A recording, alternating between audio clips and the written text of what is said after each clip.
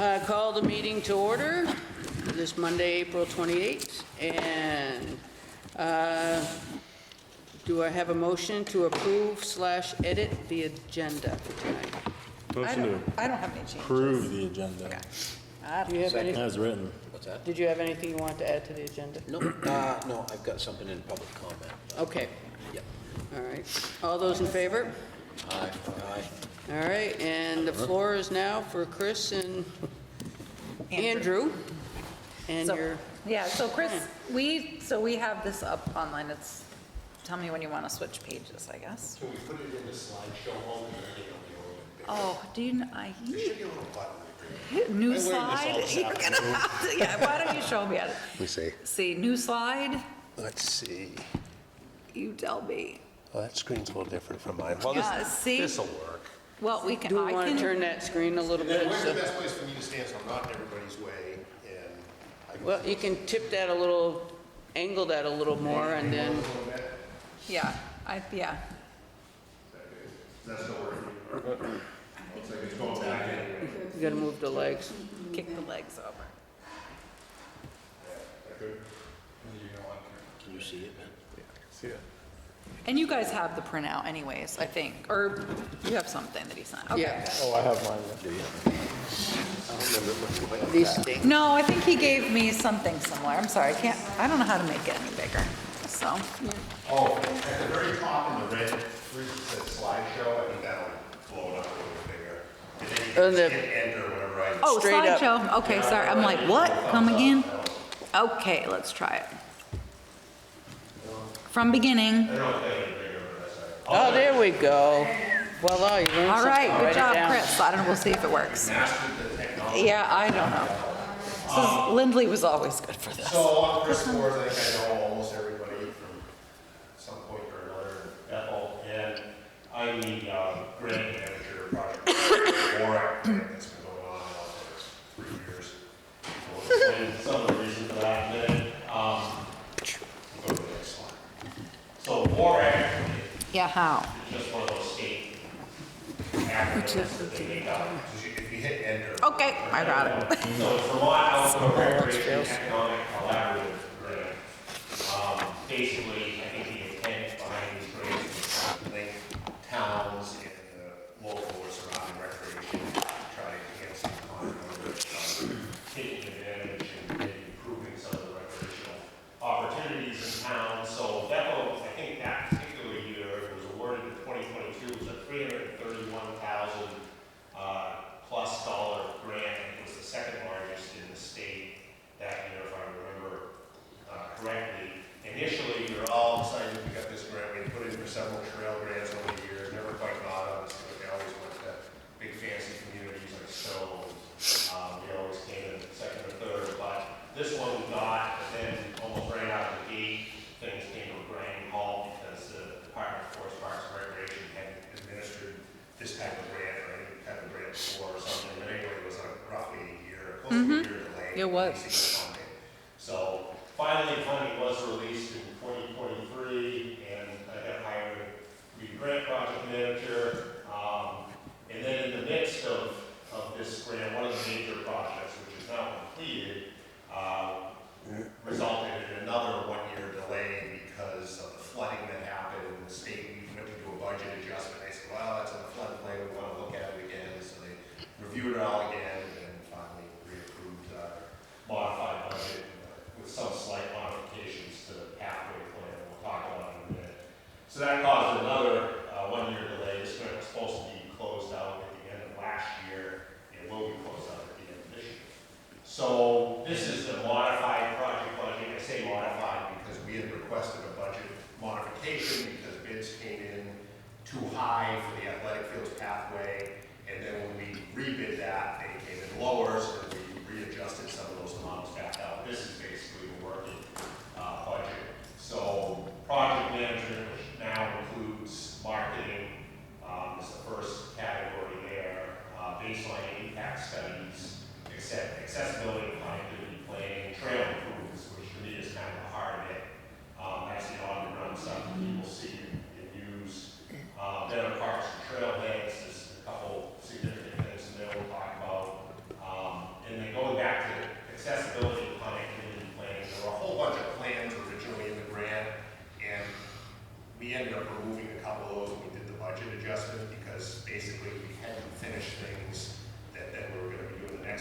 planning, we didn't know how the first step was gonna work out there, so it made sense to kind of slow some of the planning, and talk the planning down. But a very important part of that, that we're gonna talk about in a lot of detail, when Andrew starts his presentation, was what's called a wayfinding plan. And I'll give you the definition, basically, it's a sign plan, for the town of Bethel. Mapping kiosks and display panels, that's kind of where our main focus is right now. And we're off by $1, if anybody picked that up. It's $809 after 31,000, that's a bit away, so we're close. This is what's remaining in each category right now. Pretty self-explanatory. We have a little additional trail work to do. I'm going to go through each of these project categories, and we'll show some pictures and we'll talk about what's left, what's been done, and what's left. So, project management, basically what I do is funded for 6 hours a week. Some weeks it's 30 hours, some weeks it's 2 hours. Closely averages that. That's a lot of project planning. A lot of the plans were already in place prior to this grant, but there's still things that have to be done on the ground. Another huge part of it is doing a request for proposals prior to the project being bid, meeting with contractors, answering questions, having pre-bid meetings, that sort of thing. And then once projects start, we do the inspections, making sure that they're being done, to the spec and being done correctly. And then approving contractor payments once work is done. Marketing, which we're really starting right now. You can't really market this stuff until the projects are done, and we're just getting to the point where the on-the-ground projects are done. And then status reports, the endless final reports that all be coming up. So baseline impact studies, not a lot of slides, picture slides with this one. It's kind of boring boilerplate stuff. There's an impact and evaluation plan, and at the end, a final report about, the data, how many more people are using these facilities, et cetera. A big part of this was the landowner outreach, and we do that constantly. Prior to doing these projects, we already had developed landowner relationships with several private landowners, and have agreements in place, and the trails crossed by land. Dennis Woods, an example, the Tracy's, and several other people, Ketchums.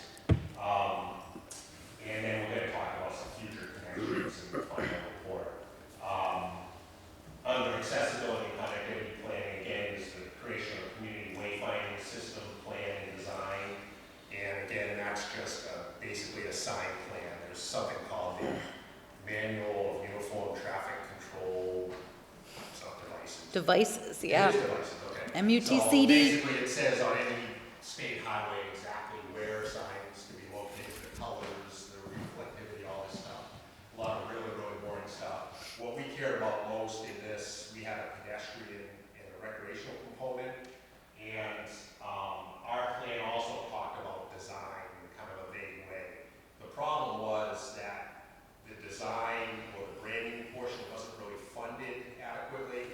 So the consultant that we hired knew the nuts and bolts of the sign manual, but they would have done maybe lip service to the design and branding component.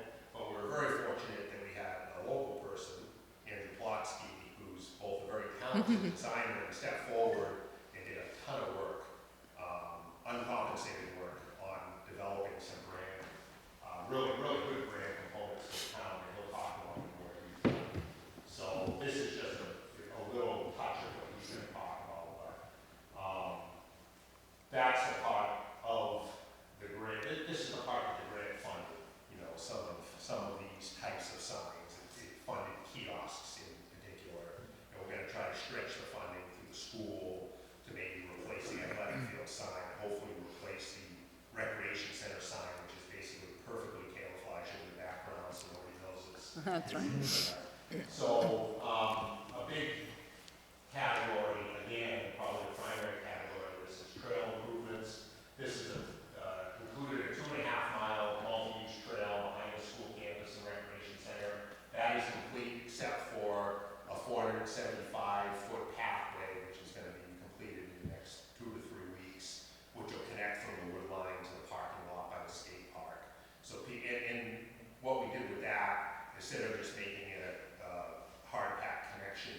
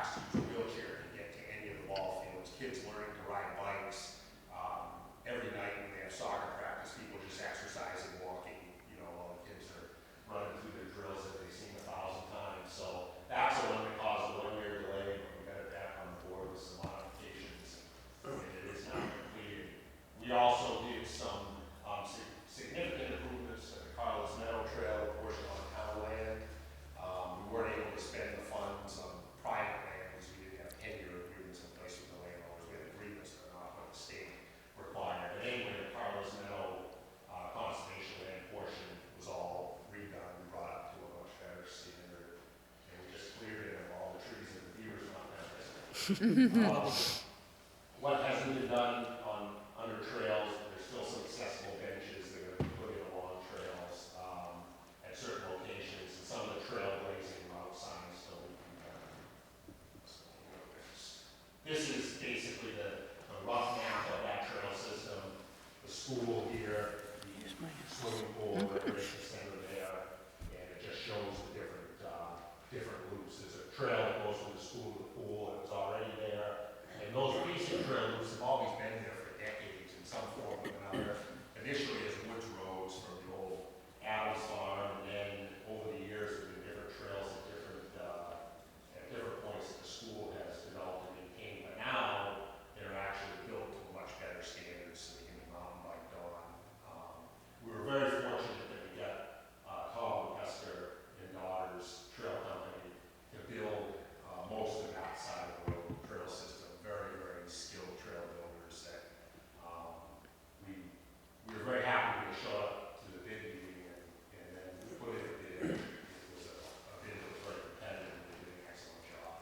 This is the Carlos Meadow Trail portion across the Tracy's, and David's last name used to work for the town. Bergeron. Bergeron, thank you. That part was just mowed and it is marked with the Bridgeline Trail symbols, and it's basically just a loop trail, type of nice nature walk along the river. Again, very flat, so, you know, people that aren't are able to climb up a very steep mountain trail like the ones behind the school can navigate that. This is the athletic fields loop as it was actually built. Originally, it was going to go closer to the river, and we moved it to satisfy the people of the state. Again, I think that's going to get quite a lot of use. Here's some pictures of the outer loop trail when it was first being constructed and first finished. A lot of really excellent rock work that was done. This is one of the reroutes of the mid loop that was completed last year with volunteers. Here's our recreation committee leader yesterday doing trail maintenance for us on the loop trail. This is a picture of Carlos Meadow Trail. That was surfaced just with materials that were already there. They didn't bring anything in. Another trail builder, Zach Freeman, did that work. There's the athletic fields loop when it was just finished. Not even quite finished there, but close to it. And this is a related project that ties into the athletic fields loop. This was a different grant, but it happened at the beginning of this grant period. And where that slope was that many people probably over the years had run up and down, and once you got to be about 25, it got really dangerous. So you can actually get up and down that fairly easily now. Obviously, it's not something that's fully accessible, but it makes everything more accessible. And then that, we're going to have much better signage here soon, as part of what Andrew's going to talk about. That trail starts next to the brick church. People may have noticed there's a hard packed pathway. Well, now you can take that, go downstairs, and be out the athletic fields quite quickly. Better Parks and Trailheads was another funded component. We have held one Better Parks demonstration event. We're probably going to do like a trail day at the end of this, kind of wrap that up and add to that. Another big part of this was purchase of the bench trailer equipment. We have some pictures coming up, examples of where that's been used. Also, part of this was installing an accessible swing at the recreation center. That's been done.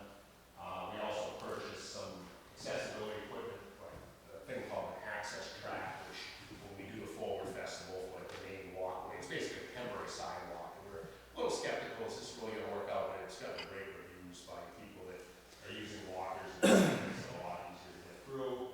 And then this also included the 2 ADA compliant sidewalk extensions at the recreation center. And there's a couple pictures. There's the trailer in use at the Forward Festival 5K.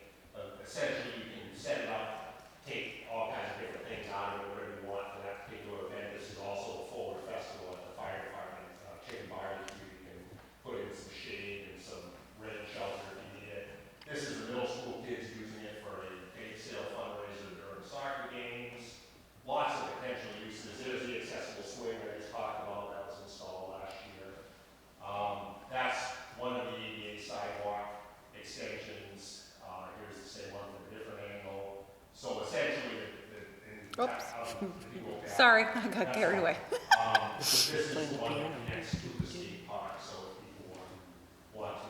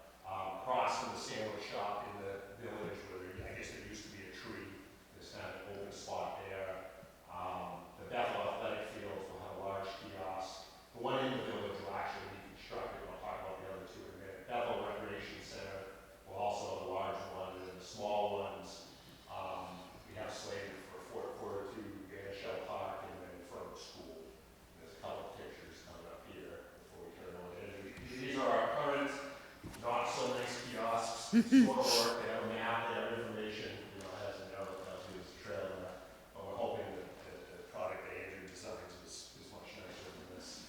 And that's the one that's currently at the recreation center. This is sort of the idea we're looking at for the small kiosks. These are in Waterville, Vermont, and they're made by a Vermont company. What we're gonna do for the large kiosks, people may have seen these very well-built kiosks that came after Irene on buyout property, because FEMA said you had to have a kiosk there. Well, they're in places where there's never gonna be anything to, you know, provide information, no need for a map, no need for information, so they're just kind of sitting completely unused. One is at Spring Hollow, and one is on top of the sewer lift station behind the That gets a lot of visitors. they're very nice, extremely well-built white oak kiosks, so our plan is, and actually, Bethel Mills has agreed to move the one at Bethel Mills to the athletic fields or the recreation center, and then we're gonna take the Spring Hollow one, which is, that's what that picture is, and one's gonna go to the athletic center, one at, the recreation center, and then they'll have new maps, new information, we'll have probably redo the timber oil on any repairs that need to be done. Make sure the posts will look great on the product and deal with that if need be. This is just kind of a rough draft of the type of map that would be on the kiosk. It'll have a few more modifications and updates on it. And that may be the last one.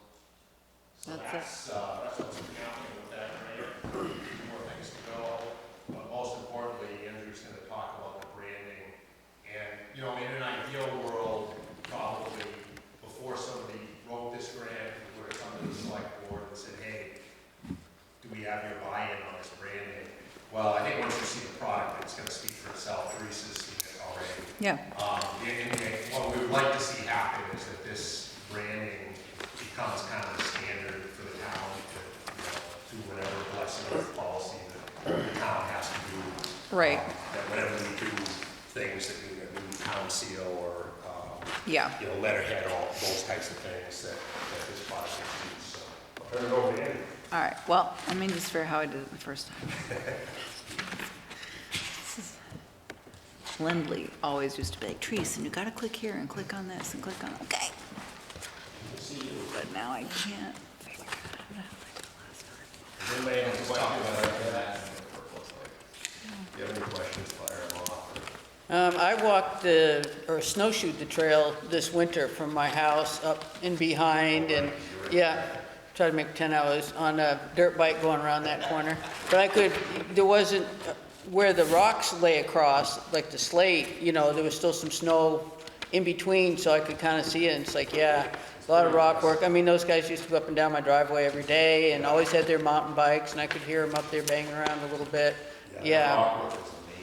Yeah, I gotta get back up there, now that the ticks are back. We just got everything cleared yesterday. There were a couple trees that had fallen across. Right. We got that all taken care of yesterday morning. Yeah, because last winter, you couldn't even get halfway up the road past the gate, and there was all kinds of trees down. And the guys finally took them down, yeah. So have you got a budget for doing this work forward? You mean like the maintenance? Yeah. You know, I'm the land manager for the school, and they actually pay the majority of the trail maintenance work. And then we also have Ridgeline as a partner, and we have several volunteer trail stewards. Like yesterday was all volunteer time, so people show up and just do what needs to be done. So the trails are built in such a way that even with some pretty heavy downpours that we've had, this kind of goes to why it's important to select someone who really knows how to build a trail on the side of a steep hill. They've held it extremely well. I'm sure from time to time, you know, blow up a little bit of damage, but at this point. You want to come over, Andrew? You look like you're chomping at the bit to come How over. did I do this the first time? So, my only concern is I It don't looked know. like you had your whole screen shared before. I know, I don't know how I groups did it. in town, and volunteers are great. Entire Here's screen, 1, 2, and then there's share button down here. And then by 5, you're doing it all. Is that gonna do it? So how do I find your presentation? Because before it gave me the option of finding your presentation. Yeah, that's So, I mean, strange. Maybe. I'm not familiar with that. Who is that? Oh, is it open? Maybe. I haven't opened it. Oh, maybe. Yeah, I need to open it first. There Let's you try go. that. I'm like, Base. Well, I think the main office now is Randolph in the bike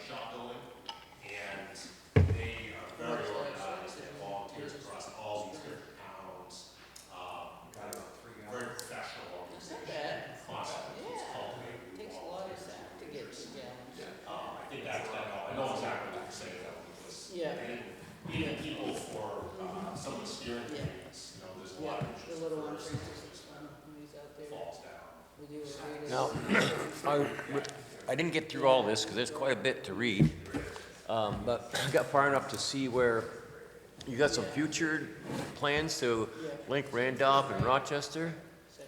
Possibly. That's a long road. Yeah, there's a couple of links, like to at least get this trail system to the class 4 road system. That'd really be the Oh, first okay. logical step, like to Woodland Road. If it goes beyond that, I don't know. You know, we have some thoughts of maybe connecting by the firehouse, so both sides of the road. None of that is funded, and again, there's gonna have to be somebody. So, well, there's already snowmobile trails that travel those areas, snowmobile, four-wheel. Would it be possible to utilize that and maybe just upgrade it a little bit for pedestrian traffic? Yeah, oftentimes, yeah, I think that is a viable option, especially if you want to cross a piece of private land where maybe the landowner doesn't want 3 different trails or whatever going across. Ben, I your know hand is right. Ridgeline does do that, often, you know. You're up. Is there any plans to Oh, there it is. pour I guess we just have to footers go back for down the back. kiosks, or are they all getting buried Good luck. into the ground? That happens a lot. The existing ones are just direct buried, and I'm a little concerned about what the conditioning of what that white oak is gonna be. Yeah. So at a minimum, I wanted to maybe put a post connector with at least PT under the ground, but maybe it does make sense to. Have you seen the new foam? I have, yeah. Yeah, exactly. Been wanting to try it. I haven't used it yet. No, I Just have, always comes back to pouring and putting a J-bolt down and right. Well, connecting, I but did read about that, and that if you put anything anywhere near where V-Trans has, you're going to spend a few minutes putting the kiosk up. Where is it? Oh, That special breakaway, this and that. I mean, the oh stuff my along the God. roadways, yeah, we won't have anything in the right of way. My God. Okay. All right, there we go. That's as good as we're gonna get. Yeah, this is it, sorry. It gets better, I don't know how. Thanks, Chris. Chris did a good job of sort of introducing where my part of this work came from. I was originally asked to be on an advisory board or something like that when the vendor that was designing the wayfinding plan was starting to do that. And like Chris said, they do this all day long, they create MUTCD guidelines. And we didn't have funding for any of the design of the signs. The funding was for creating a plan for where do the signs go, how do we get people to go here and there. And so there was an implicit design component of they were presenting, here's what the sign would look like, but they didn't have money to invest time into that. And so, go to the next slide. Basically what they did a good job, essentially, for having no budget. And they looked around town, gathered some inspiration, and that's when I stepped in and said, hey, can I do this for free? This is what I do for work, I'm a graphic designer. And so I saw an opportunity that is sort of this weird in-between space of we're creating a plan for what signs are going to look like all over downtown Bethel. I would love to put my time and heart into making people look nice. And furthermore, creating a system for sort of how the bits and pieces of the signage could be useful for the rest of the town. So these are, I've done a fair amount of other various design for initiatives around town. On the left is an illustration of the town hall that I made for Bethel Strong during COVID. Bethel for All is a logo that I made at some point in the past. And then obviously on the right is the sign that we all know when we come in and out of town. So they put together a little batch based on those 3 things. And then when I stepped in and there was some agreement that I could run with it a little bit, based the design that came up with on these, and then I did a survey, just sort of like an audit, go to the next slide, of just what's around town. There's a lot of various marks of versions of town Bethel marks throughout time. Richardson Store is not town affiliated, that's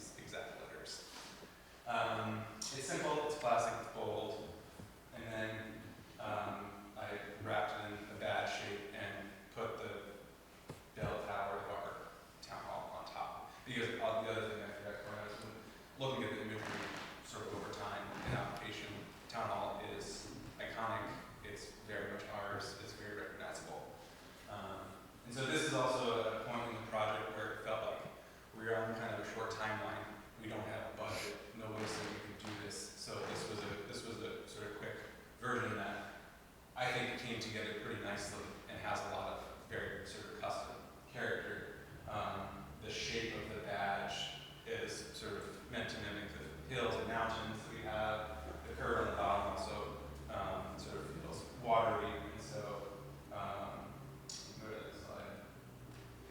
Along with this, we think about that as a logo, then these are all just different lockups, we call them, different variations that we're not choosing one or the other, they're all available to use.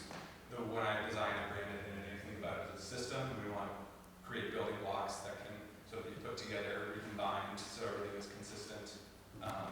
And also, there's flexibility built into the system. So you can imagine the circular version at the top right is useful where you don't have a lot of space and you want to put a logo. But the version in the bottom left might make a nice sign. That's all that's happening to work with. So this is sort of where we landed in that first version. Go to the slide. And then I revisited. The top line here is that I just went way overboard. Because this feels like a chance to sort of put my work and what I love to do to work for the town that I love. So this is the mark that I made for Bethel Strong. I actually stole this from the side of a plow truck. Yeah. Or something like this. Yeah. The image is something else. It's like a seal, but then the names of the what do we call them? Hamlets. Yep. Was wrapped around. I thought that was pretty cool. So then I just cleaned this up. I made it a little bit bolder, a little simpler, and then I turned it into a seal because I feel like every town's got a seal. This can be used for more official purposes. It could be embossed into something very official. It could be stamped into something very official. And then I made a simplified version of the town hall, which is yet another version of our logo that could be used in more sort of administrative settings. The simplified version of the town hall would just sort of practically, functionally work better, small sizes across different applications. And so the way that, we'll go back one. The way I think about these three is the one on the right is a seal can be used sort of more sparingly where lots of detail can be read. The one on the left is sort of our recreation wayfinding style, where we'll go into examples and sort of mock-ups that I've made. We'll see this in signage, we'll see it in the wayfinding plan, we'll see it in the recreational directionality. And then the middle one is kind of more in the town office, administrative, on the tax bill, maybe on sort of things coming out of the office. Go to the next slide. And so then there's a couple of other pieces of the system. This is basically the shape of the badge from the original logo. And this is one of the tools available to us. It can kind of expand and contract on the different axes. And this we'll see, you can kind of put down signs or pull information. Next slide. Beginning with the color palette, it was also drawn from what we've been using around town. But what's been happening is that Bethel for All is using these colors, and Bethel Strong is using these colors, and the library is using these colors. So we just kind of took a survey. We went on a limb and said our primary color is going to be green to set ourselves apart. And then we made this secondary palette that will be used for other accent colors. And then I made a custom font that was based on the custom logo type. So I drew all these letters, programmed it into a font. So this is what I lovingly call Bethel Slab, because the slab serif that we're known for slabs. So this is a font that we'll see in use across the wayfinding plan, and also along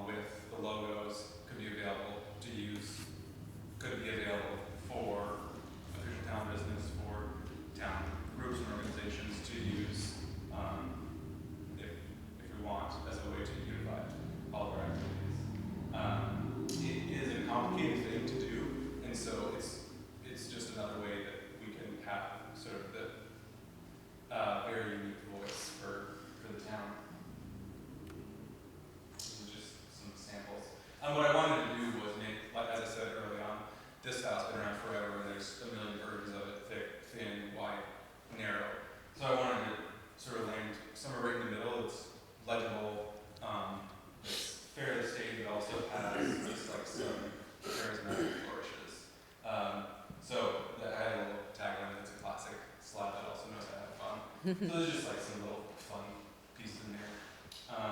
It's intended for use at large sizes, so we call it a display font. And then go to the next slide. So we came up with this palette, or sort of suite of fonts that the other two are part of this bigger family. It's just very legible, it's very simple, it's got lots of weights, it's got lots of widths. And that's for all of our informational needs. So we have a lot of character in the display face and then lots of utility in the other two. Created a full suite of icons that's roughly based on the National Park Service icon set. And this can expand over time as we need. But I was mostly looking towards wayfinding through arrows in the icons that will be helpful to indicate what kind of recreational opportunities and needs we have on the rec locations. So just got a couple of different versions. Go again. And this is just kind of, it's helpful to have. Right. I think we ought to put So that. now we get fonts. Yeah. So here we got fonts, colors, and the bounding shape at work. These are some made-up brochures. You can see that we have sort of layout, we've got a shape that's bounding.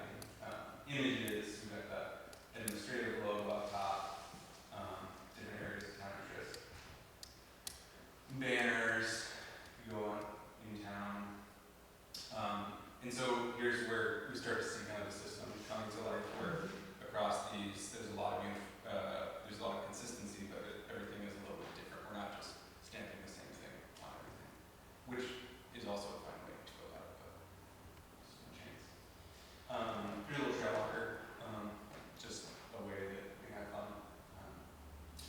Here's a sort of first pass at looking at what else is out there as far as sort of town branding and organizational initiatives and aligning them. Some of them I updated the colors to be in line with the new town color palette. Others I changed the fonts, so we're using Bethel Slab, Bethel Strong, and Bethel University. Just a vision of how we can see this at work across town. So now we're getting into some mock-ups of signage, and this began with the wayfinding plan design. This is that initial logo we saw, just as imagine as a welcome to town sign. We're in the RFP process right now for the fabrication of the signs. We've been talking to a shop in Waitsfield that has done a lot of wayfinding all over the state.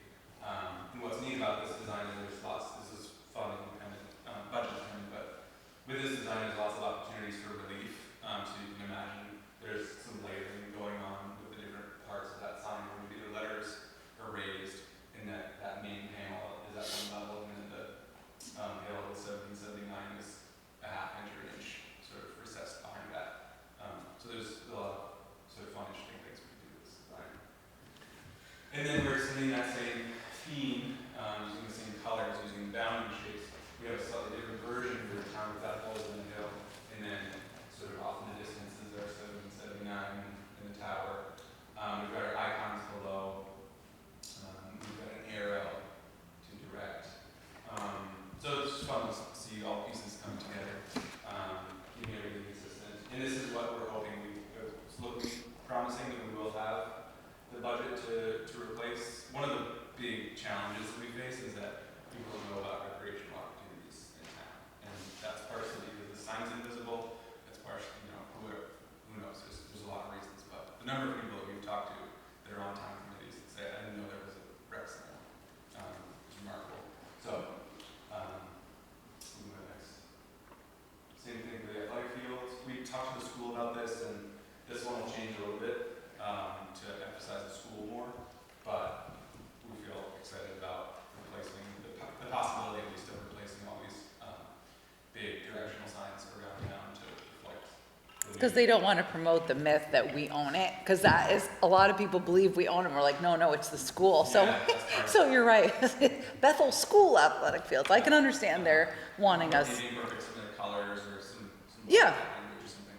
I can understand that. Yeah, it's a very confusing thing, people. So I think I can understand why they're saying that. So now, this is one of the work that we're actually working on. So these are the ones that Chris mentioned are existing. We're going to move these. These two, we have two of these. One's going to go at the athletic fields, one at the rec center. And what we're going to do is we're going to create new panels, and we're going to put the side that we're looking at the kiosk has like a case that has plexi and then a pin board. So we're going to flip that around. That's going to be the back side for community information. And then on the new front, we're going to get panels fabricated that look more like a small kiosk on the right and fasten it. So we're doubling our available space and also providing still community resource for grocery and stuff. And then the small kiosks all will be newly fabricated. We're working out the material selection, but they'll be printed and painted and look fresh and sleek. Chris showed part of this. This is our working sort of like graphic map and what we wanted to do here. We're with Angus McCusker, who's a resident, and I think the director of Ridgeline, is that right? He's a map maker. Just okay.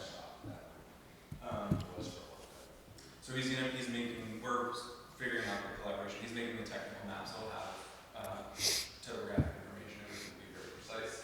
This is a working version of the graphic map, which we're imagining that this or something like it will be on all 6 kiosks around town, because again, one of the challenges is people don't know what is available at town. So we want, whether you're at the rec center, you're downtown, you're over by the library, we want you to see what is available everywhere.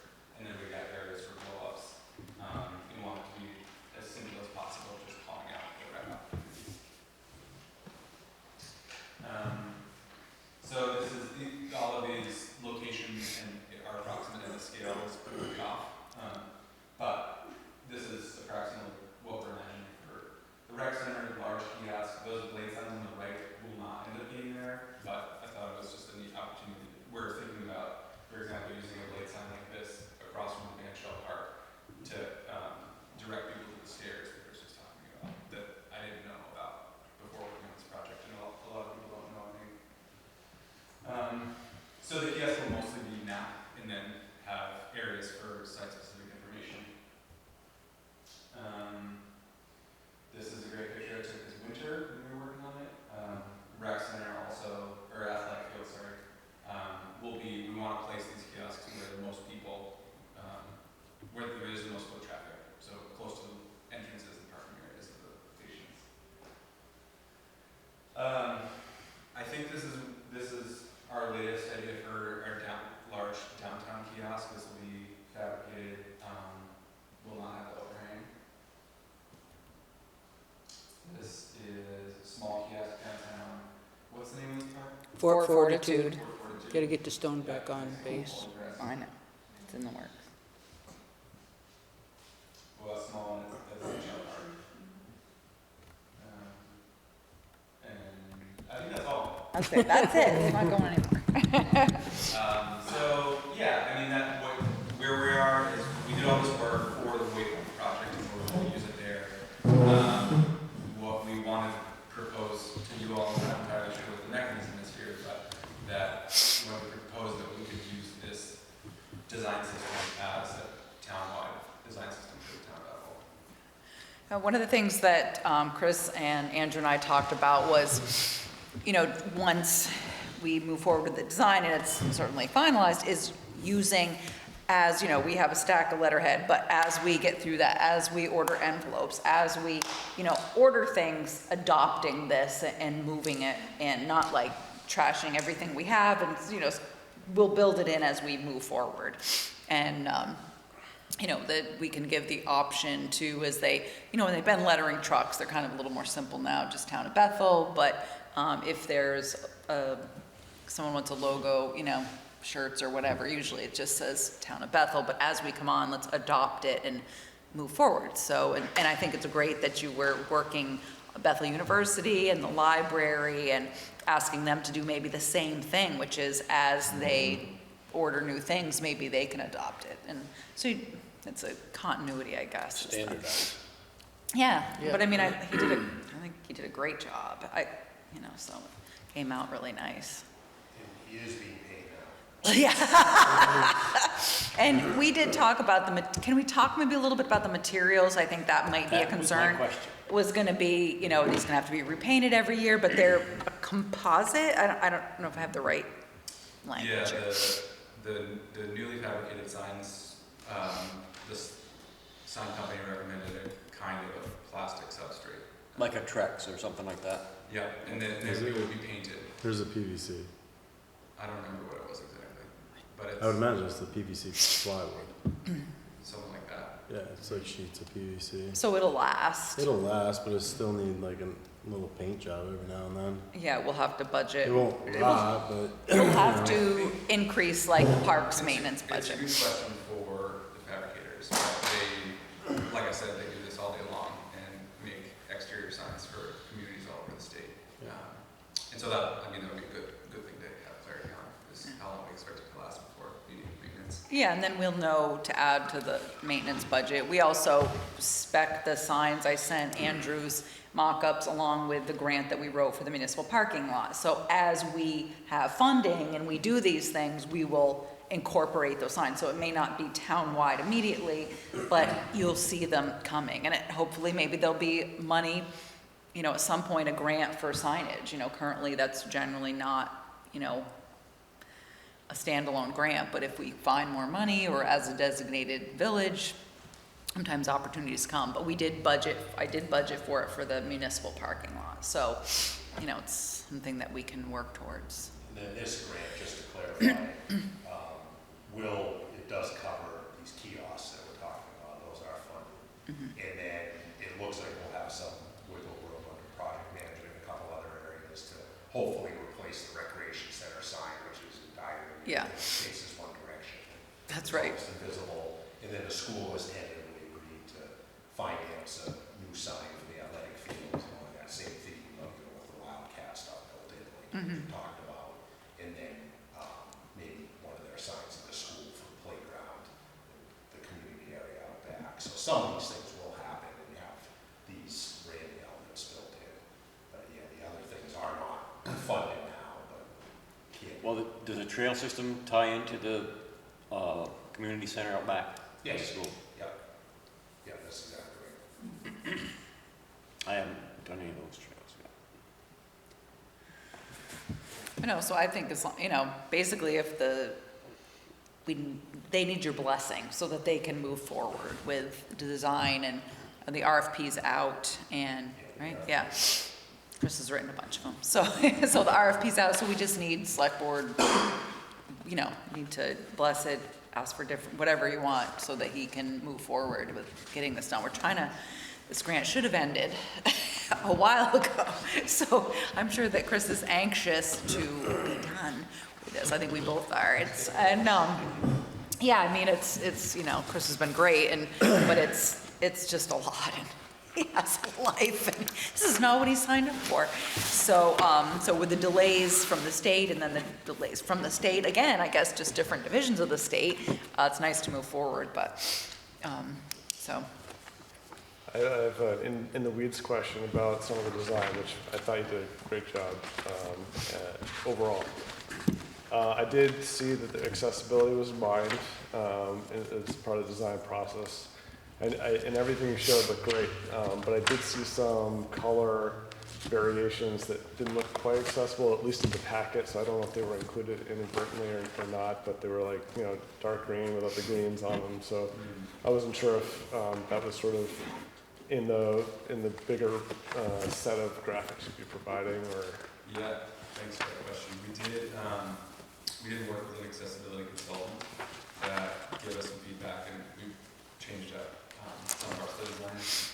And we did, there shouldn't be any dark, like low contrast green combos.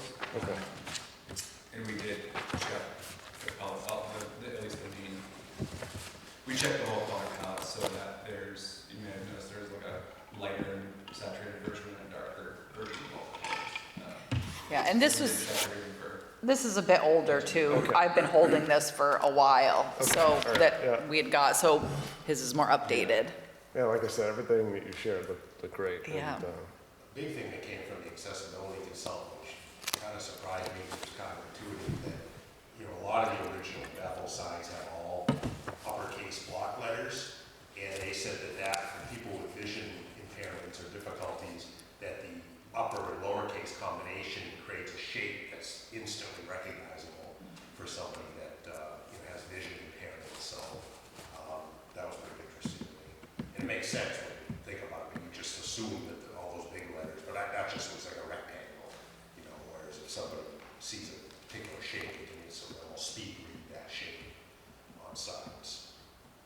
Oh, that is interesting. I have to say that it's been wonderful working with these guys, and we've been excited about, because Steve Buffini worked so hard to, been talking about signage at the rec center, so we're excited about it going forward, Yeah. and with all the hard work that Deidre has done. It'll be nice you finally get to have the sign you deserve down there. I was there today walking around and I was like, they're right, that sign just blends in and then the rules are way back here. And I was like, oh, so it'll be nice to see that come to fruition for you guys, for sure. Appreciate it. Oh yeah, they've been great. We're gonna incorporate that donated granite too, there's one granite. Yeah, the right granite posts, yeah. So Right. that's incorporated into. Yeah, I was wondering if you're gonna use granite on those. Well, some of those, anyway. because, yeah, Deidre got them donated, so Andrew's gonna work his magic and make Julie it has a look good. question. I think it was a fantastic presentation. A couple of things though. One, when I first moved here, I went to the library and got information about history of Bethel. I couldn't believe the number of parks of was it Greenleer? Yep, Brandlier is one of them, yeah. And I couldn't see the map well enough to know. I hope you're marking each of those in case people want to. That's in there. And I didn't see Peavine.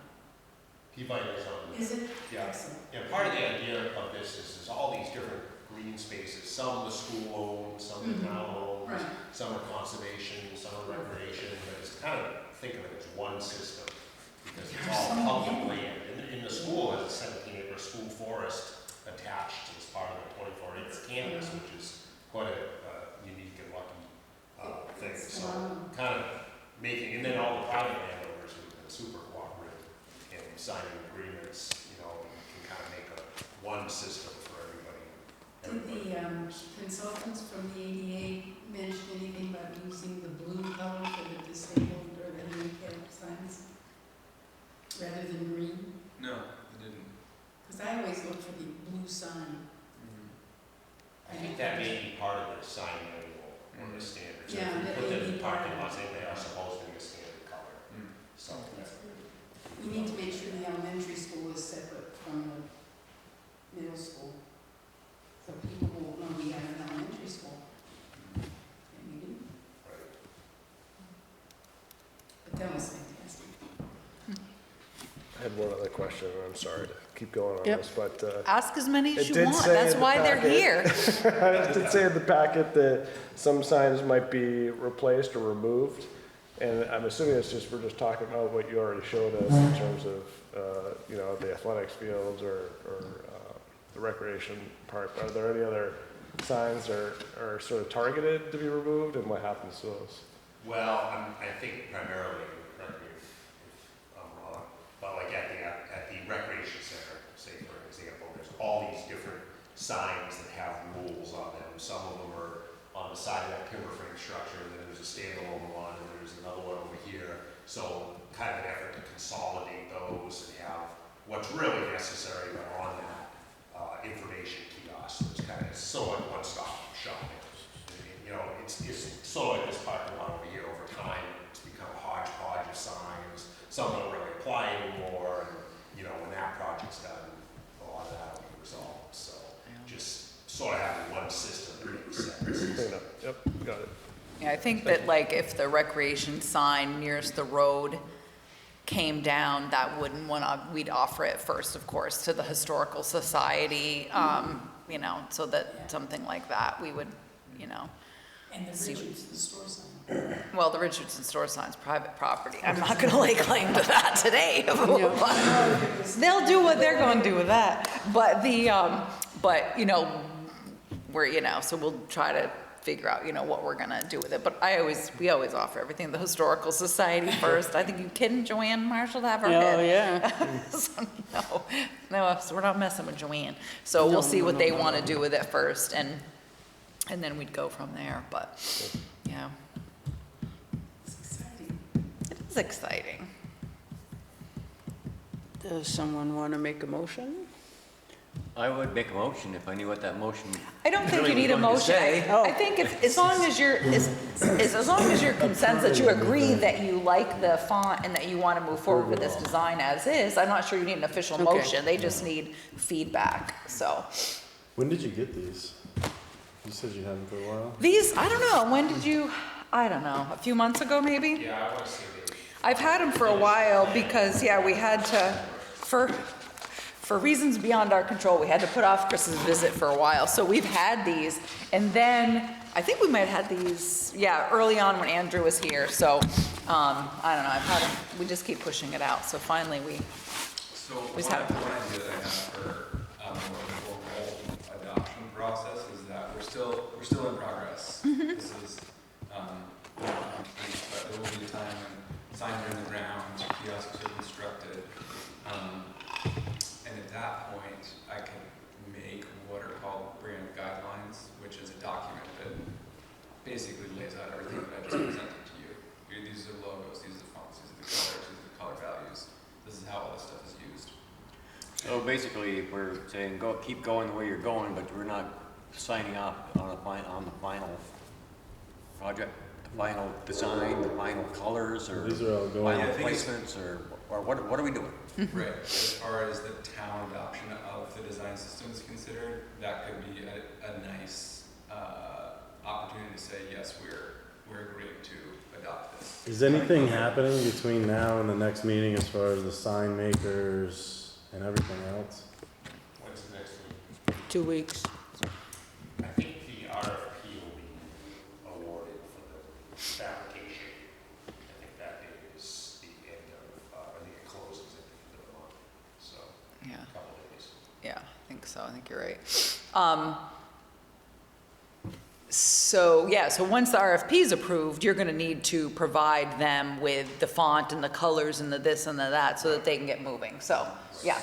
So as long It's a little bit of a cart before the horse situation. Yeah. Again, in an ideal world, if I was writing this grant, probably we would have had the approval of the select board prior to doing the wayfinding in the branding work, but this is what was handed to us and it said. So what we're approving is what is it going to look like? Because you have a constraint of the grant, so budgetary wise, that's not us. No, it's part of the No. grant. You No, guys- you're not going to be out of You guys already pocket. have to do that. Yeah, you're not Adopting going this to whole be. thing Yeah, to move forward for the next Yeah. 50 years.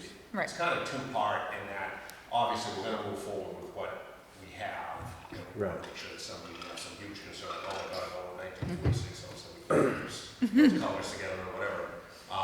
Doesn't sound like that's an issue. But then the second part of it really is an opportunity, it just worked out by luck, because Andrew stepped in and did all that pro bono work. It's kind of an opportunity to use it for, a large purpose for the town. And it sounds like he's Well, don't let the grant people know that, because they'll cut your grant back. Yeah, and it's nice too that they're gonna be able to offer this we could share this with businesses, with Bethel University, with other people that are in Bethel as a free, this was designed as part of a grant, you can have access to this font, these colors, so as people, and it's nothing, I don't think you're gonna see it in the next really year. I mean, I think it's gonna be over the course of a few years as we can slowly afford to implement things. You'll see a little bit of it here, a little bit there, and maybe businesses will take on it. Bethel University, Bethel Strong, maybe the library, but, like I said, we've got a stack of letterhead and envelopes, but the next time we order envelopes that we have a seal, we'll use it. So it's a slowly thing, and it'd be nice to kind of, obviously you're trying to do a branding. So would this hinder you to just get a formal approval next meeting? If we just, I mean, you guys can move forward with what you're doing, it's just, No, it's really two parts, kind of an add-on extra opportunity. just giving us a minute to Sure. Yeah, that get makes together. sense. That's fine, Jordan. That makes total sense, yeah. I could also, I can share this deck with you all, or Teresa. That'd be cool. I can. File so you can- Email it over to us. Yeah, I can email it to you guys That tomorrow. would be sweet. Yeah, absolutely. very happy to Yeah, because have a this is the minute first to- time you've seen Andrews, because we didn't, you know, I saw him, I went through him with him, Yeah. but, so that'll be, give you a chance to kind of look at everything, and then if you have any more questions, and that's That'd fine. be awesome. Sure, I think it's a good idea, but it's great information, and it looks so nice, and I just really appreciate that. The Bethel for All design I had loved that you had done too, that came out really nice, so. It'd make a nice notary stamp too. Yeah, exactly, I thought about that when you said official seal, I was like, oh, I wonder if Pam can make Pam that would a like notary that. seal. So those are questions there to ask, but no, I think it looks great. It's a lot of work. Yeah. Thank you for all you did. All right, so Andrew. I'll put it on the agenda for 2 weeks. Awesome. And you don't need to come again, so that's fine. I think they're off the hook, You can right, show up Jordan? anytime you want though. They don't- Unless you want to. Yeah, right, exactly. Bring Francis. We could put you first, you could leave first. So we got, yeah, hang on a second. Thank you guys for all your work. Yeah. Yeah. Thank you. Hang on a second. Thank I you. gotta- Thanks, Chris. Okay, the link to the agenda doesn't work for tonight's meeting. This is Owen, and, uh-oh. See, Dave's not the only one that had a problem. No, I don't know. Well, Well, I Jamie's just got a on. text message from Paul, so I don't know what to tell them, so. I Don't did you read it get in in touch email, with- but I couldn't do anything with it. Yeah, hang on a second. Jamie's on it. Was it just Yeah, I you? know, exactly. I don't know what to tell them. Okay, let me see, where's my, hang on a second. Where's your IT team? Yeah, ITT, yeah. They're coming. They're on call, aren't they? That's right. Let's see, send, where's Yeah. the agenda? I would have sent it out. Hang on, just bear with me. I want to try to send this to Owen and Paul Valley. Friday. Yeah, he thought he might come in person, but I guess not. No, he told me he was going to come online, but I'm trying to remember when I did the agenda. Say, I could send them the whole package, it's got the agenda on it. Yeah, I'm just, And I that, sent it. that I could do it with. Does he need the meeting ID and the passcode? I guess so. I'm just looking, I did the agenda on Thursday, so I'm just looking to find it. Andrew Plotsky, here we go, Denise. Thursday.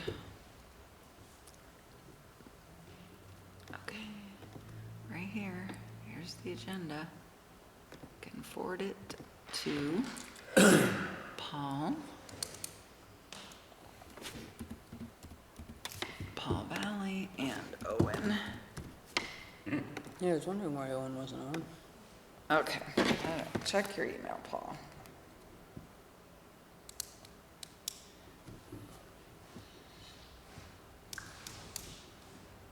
Sorry.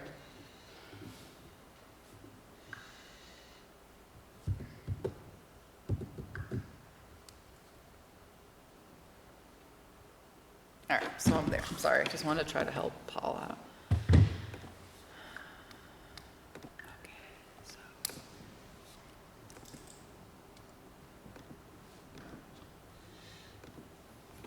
All right, there you go. Okay. All right. You good? Mm-hmm. All right, we are now open for public comment. I have one. Okay. I'm trying to figure out, and looking at the Bethel West website, the calendar for May doesn't say anything about Green Up Day, and I couldn't find any information about Green Up Day. In the Herald, it talks about Green Up Day in Royalton. I didn't see anything about Bethel, and I don't see anything on Front Porch Forum, so I just wondered, could I get some information about Green Up Day here? Sure. So the Conservation Commission is in charge of Green Up Day. So they've come and gotten the signs and bags, and they were dealing with it. They came to put up posters around town, and so it'll be the same as it usually is. The town truck will be here. If somebody has a couple of tires, they can bring them, but if they have a bunch of tires, they'll need to drop them at the town garage. And, but they can do the same thing that they do every year, you know, with the truck out here, and there'll be some Conservation Commission members here handing out bags and, yeah, so I didn't realize it wasn't out. I saw it asked them if they somewhere. would take care of it, and they said they would, so I didn't check up on it. Was it on Front Porch It was Forum? on the Conservation Commission. Yeah. minute- On the minute. So I can, you know, I'll put out a Front Porch Forum post tomorrow. I just assumed that they had. Yeah, well, you probably could. Yeah, no, Yeah, Mark, I saw Mark Heckman over the weekend putting signs up. yeah, so There's one at the old, at Merrill. My He was set, first house after. yeah, he was putting one yeah, up there. so I'll, I can put a post out on Front Porch Forum. I thought maybe they had, but, so, because I asked them if they'd handle it this year. And they said, sure. I didn't think they had that many. Yeah, Probably not. So they Yeah. might not ask Alice, so, but I can ask her to put something out. Yeah, no, thank you for, no, thanks for letting me know. I didn't yeah. even ask. We've had a lot of back and forth with the Conservation Commission. We've arranged the truck, so I didn't look for it. I assumed they'd done it. Yeah, perfect. Well, thank Yep. you. We Yeah, I will, thought that they put I'll it do up. that. Green Up Day, and I'll have Alice put it on the calendar. Okay. Yeah, thank Yep. you, Ellie. That's Sorry, helpful. I'm doing Dallas. Do you have something, Brian? Yeah, I had a person that asked me what the procedure would be for lowering the speed limit on a Class 4 road, like from 35 to 25. Yeah, so I had asked Brian if we could talk about it during open meeting, just because it's the most convoluted thing. And so this is a state-driven, so let's just preface it with that. So the only way that we can change the speed limit is we have to have a speed study. They have laxed the rules a little bit, because originally it was, we can't just willy-nilly do it, we have to have a speed study. Sometimes when you do that, the speed study could say, like we did one on Gilead, and everybody went slow enough, so it showed that we wanted to drop the speed limit from 40 to, I think it was what, 35 right there? But say you want to do that, but yet everybody that's going is going 50. If the stats aren't there to back it up, the state used to say, you can raise the speed limit, but you can't lower it even though everybody's speeding. So now I think that they've changed it, that there is now a new part of that statute that says that the towns, you know, that there's more to it, that we now have a little more leeway than we used to, because we didn't before. That was it, period, the end. But you have to have a speed study, because if you do it without a speed study, then our case sheriffs can't ticket anybody, because we need to get the information, do the speed study, amend our ordinance, and so it's not a matter of a percentage of the voters petitioning it. Someone can make the request, and then I can reach out to Two Rivers and we could ask them to do a speed study. It's a process, because when they usually keep it out for at least 2 weeks. Then they calculate all the data. We did it for Gilead. It's a lot of data. And then we interpret it so that in that case we were able to drop it. But it's not as easy as, they can't just petition and ask. It has to be done away. And then once you amend your ordinance, people have 60 days to appeal. So it's the wheels of government turn a little slowly. I looked it up on the state of Vermont there after I talked with you, and I think Yeah. it showed the whole procedure. Yeah, it's a process. Yeah, it's quite a process. It is, and so it can definitely happen.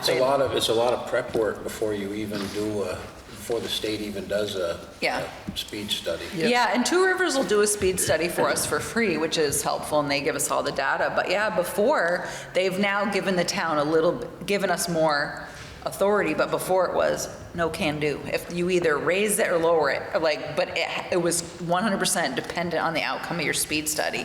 And if you just willy-nilly lower or raise it without a speed study, and someone challenges a speeding ticket, then that officer's going to lose.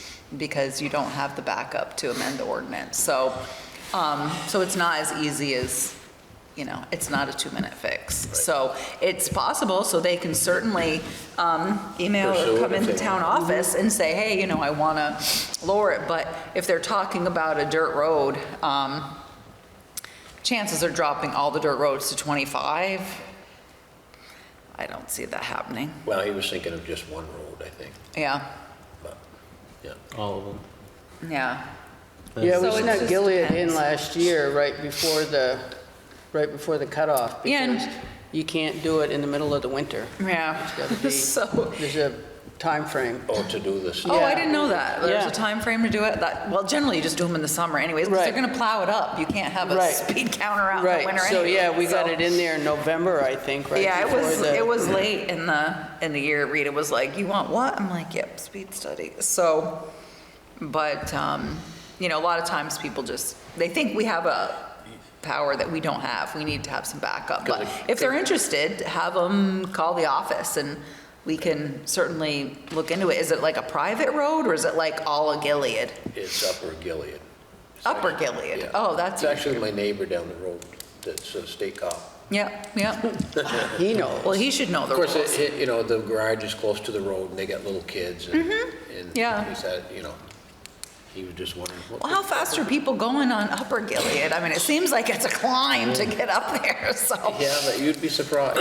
That's probably true. I probably would be, sadly. On the But, downhill side. but certainly, you know, if he makes his request or if he makes it through you, we can certainly look into it. Yeah. But Yeah, no, just- I think he was more curious to, he Yeah. kind of chuckled when he said it, but, you know, he said, are you on the select board now? I said, yeah. And he said, well, look into this for me, would you? Yeah, there's more to it in the statute, but yeah, don't tell him to run his radar. He can ticket. He's a trooper. He can ticket. One of the rolling roadblocks. Yep, Exactly. So, all right. Anyone else for public comment? All right, next on the agenda is the Bethel Historical Society coin drop request for May 17th, 7 a.m. to 1 p.m. Approve with the condition they provide their proof of insurance prior to the event. They have their little map in here. Good map. Yep. They probably, same one they probably have every year when they do it. yeah, we've been doing it a while. Motion to approve. Second. All those in favor? I just need to sign right there. Above where it says board chair, probably. Yep.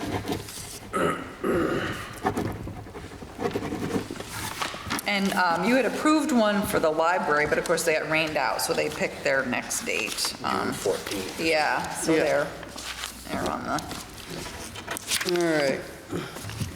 Letter of intent to participate in the SFY 2026 Grants and Aid Program. The road project has yet to be decided. so they make us do this letter of intent every year. We usually have an idea of how much money we're gonna get, so we say, yes, we wanna participate, and then once the grant comes out and the amount's given, then we can write, you know, for a specific project. But right now, we usually decide later. So I know I gotta move the tables next time, Dave, sorry. All right. Motion to approve. Second. All those in favor? Aye. Opposed? Right here. Did you second me? Yeah. Yeah. All right. And a motion to reappoint Rick Benson, Chuck Washburn, and Brad Andrews to the DRB for 3-year terms. So moved. Second. Second. Wait. Developmental Review Board. Development Review Board, so that's a good question. So we have a planning commission and they're the ones who, you know, do the rules for, write the town plan, they were here, and then write, you know, zoning regs. The Development Review Board ends up deals with zoning applications that I can't approve. Like they do all the subdivisions. If somebody is in the river corridor, the floodplain, they go to the DRB. If they need a variance, maybe they can't meet their setbacks. So what happens is then I deny their permit, they pay an additional $175, and then they go on to the DRB. And then the DRB actually is a quasi-judicial board. So they make their decision. If someone wanted to appeal, then we go to environmental court. No, but yeah, they handle all the subdivision stuff, and these guys have been on the board for a while, so just really handy. They've got it down pat. But yeah, sorry, I should have spelled it out. No worries. All right. I don't know who seconded that, but. All in favor? Opposed? All right, discussion only for the ethics investigation and enforcement policy ordinance. Yeah, so this is nothing that we have to do this for the state of Vermont. So I took the, Vermont League of, Cities and Towns. They usually come out with model policies for everything, but this was when I think that Dave and Jordan, and Denise, remember that Kirk was here, and I was like giving him my 2 cents about that I thought they wasted time on municipal ethics. So this is another section of it, is that they have, I am your ethics liaison, because you had to name an ethics liaison to someplace at the state, so that's me. And then we have to write this code of ethics investigation enforcement policy. So what we have, so this just really lays this out. I will tell you, this is a straight draft off their website. I haven't changed anything. I gave a vague adoption history, but that can all be changed. What's interesting to me is they said it has to be an ordinance. I thought it could, I'm like, really? Okay. These are the rules. This is why we're Dillon's rule state. We only get to do what they tell us we can do. We already have a code of ethics ordinance anyway. Right? Yep, or we have, This will be added. yeah, you have you have a conflict of interest policy, right? And there's a section of that, but yeah, this has to be an ordinance. This explains how somebody could, lodge a municipal complaint, and who would be the designated complaint recipient, and then we'd have to investigate the complaints, and this is definitely more than we've, certainly have. And the interesting thing to me is that as municipal officers, that there's nothing that we can do. If you're a seated elected select board member, they can admonish you and slap you on the wrist, but say, please don't do that again. But that's it, and they can talk about it in executive session. But obviously, if you're an employee, then that's, that's a different thing. But it's just interesting to me that, no idea why we're wasting time to do this, but. Yeah, we already have a municipal code of ethics. Yeah, a municipal code of ethics, but now what they're saying is, but what we don't have as part of that is, and I think that's just that's just a policy. So now they're saying we have to make this into an ordinance. I think this is an ordinance. Is it the municipal code of ethics? Yeah, it's under ordinances anyway. Oh, could be. But was it the same as this one? I don't think so. No. Yeah, I don't think so. This is more like an enforcement arm? Yeah. Yeah. All right, so I can compare the others to it, but is there anything in this one that anyone thinks is, we'll bring it up again, I'll add it to the next agenda, and we'll print out the other municipal code of ethics that Brian is I'll make sure that they are harmonious. Is that the right word? Mm-hmm. Yeah. But, so this is what this is gonna mean, is you're gonna need to set a designated complaint recipient. So it's, a municipal officer, which is basically, it's gonna have to be myself or a select board member, because it's any member of the legislative body, any member of a quasi-judicial body, which would be somebody from the DRB, or any individual who holds the position of or exercises the function of any of the following positions.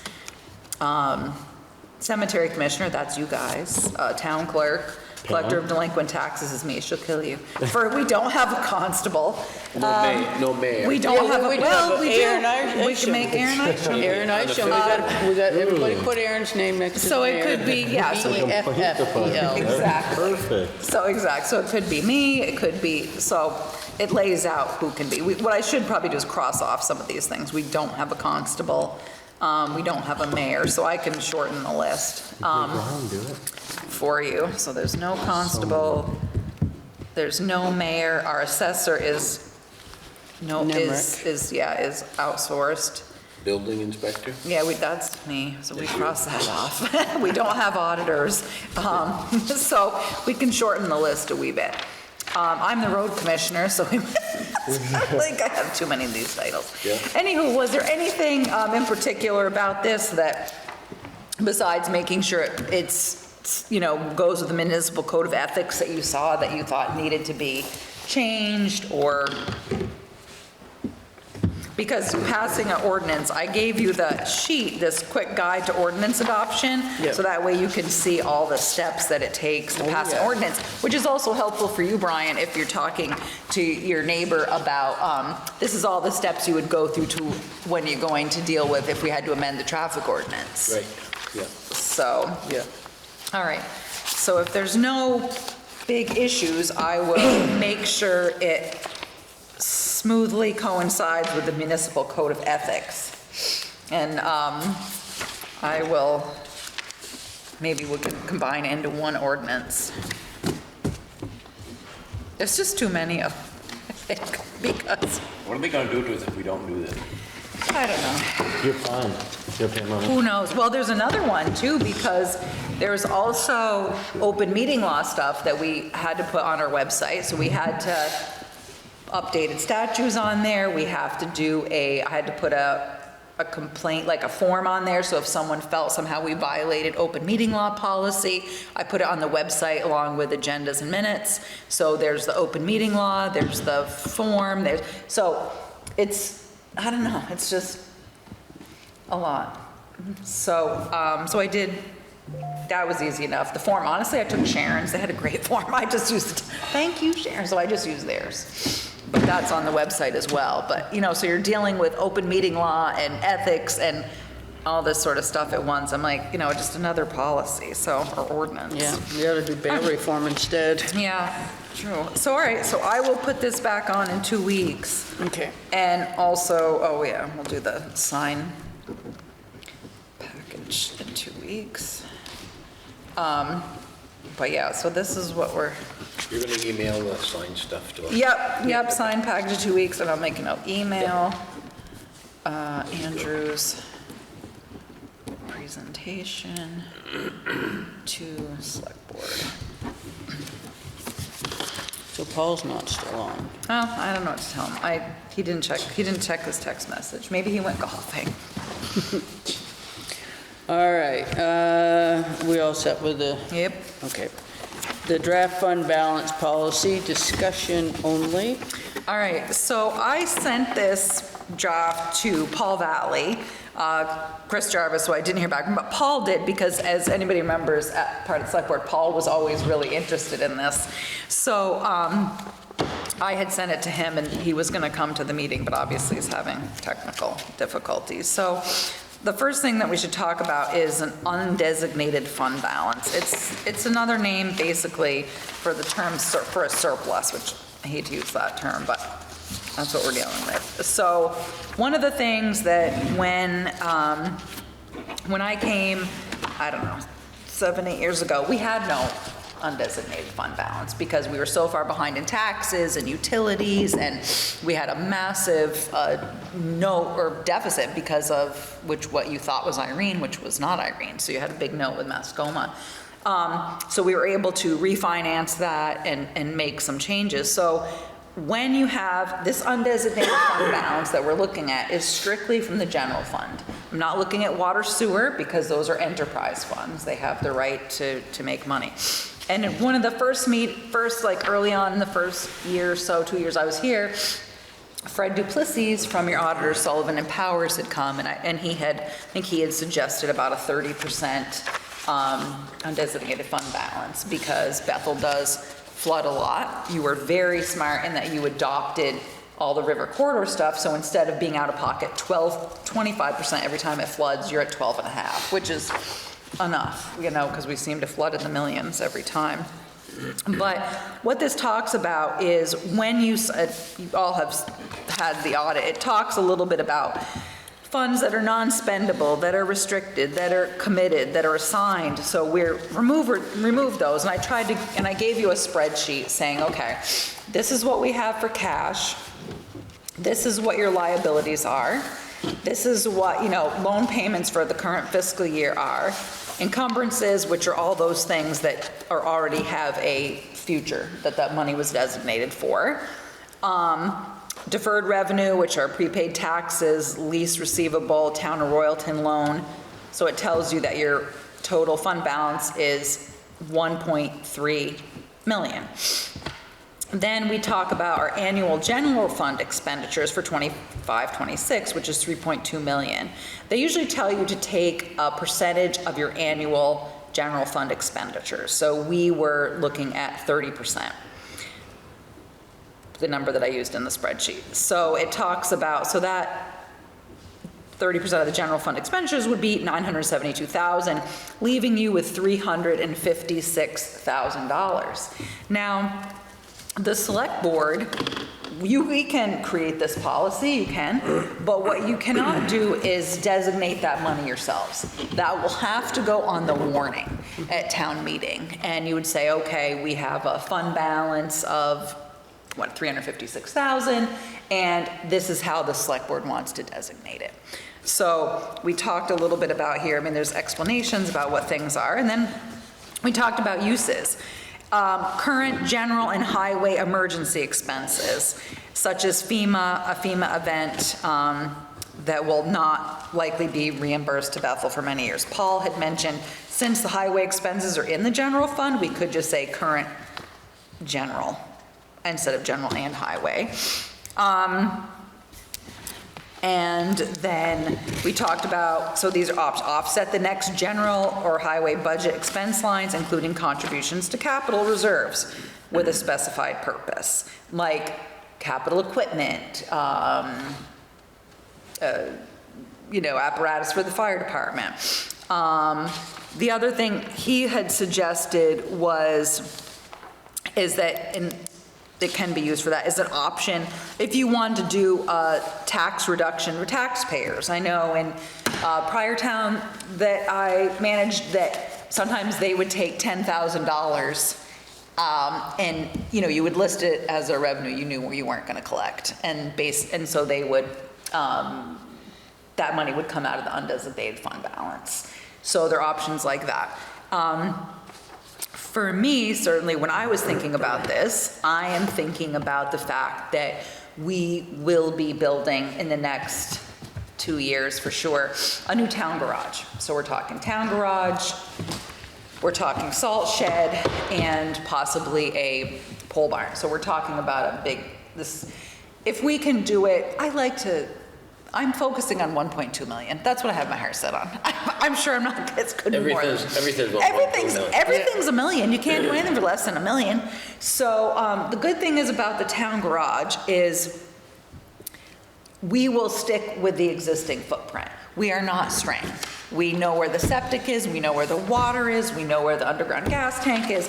The back addition, if you haven't been in the town garage, do yourself a favor and go up. The back addition was built by Gary Slack and his crew.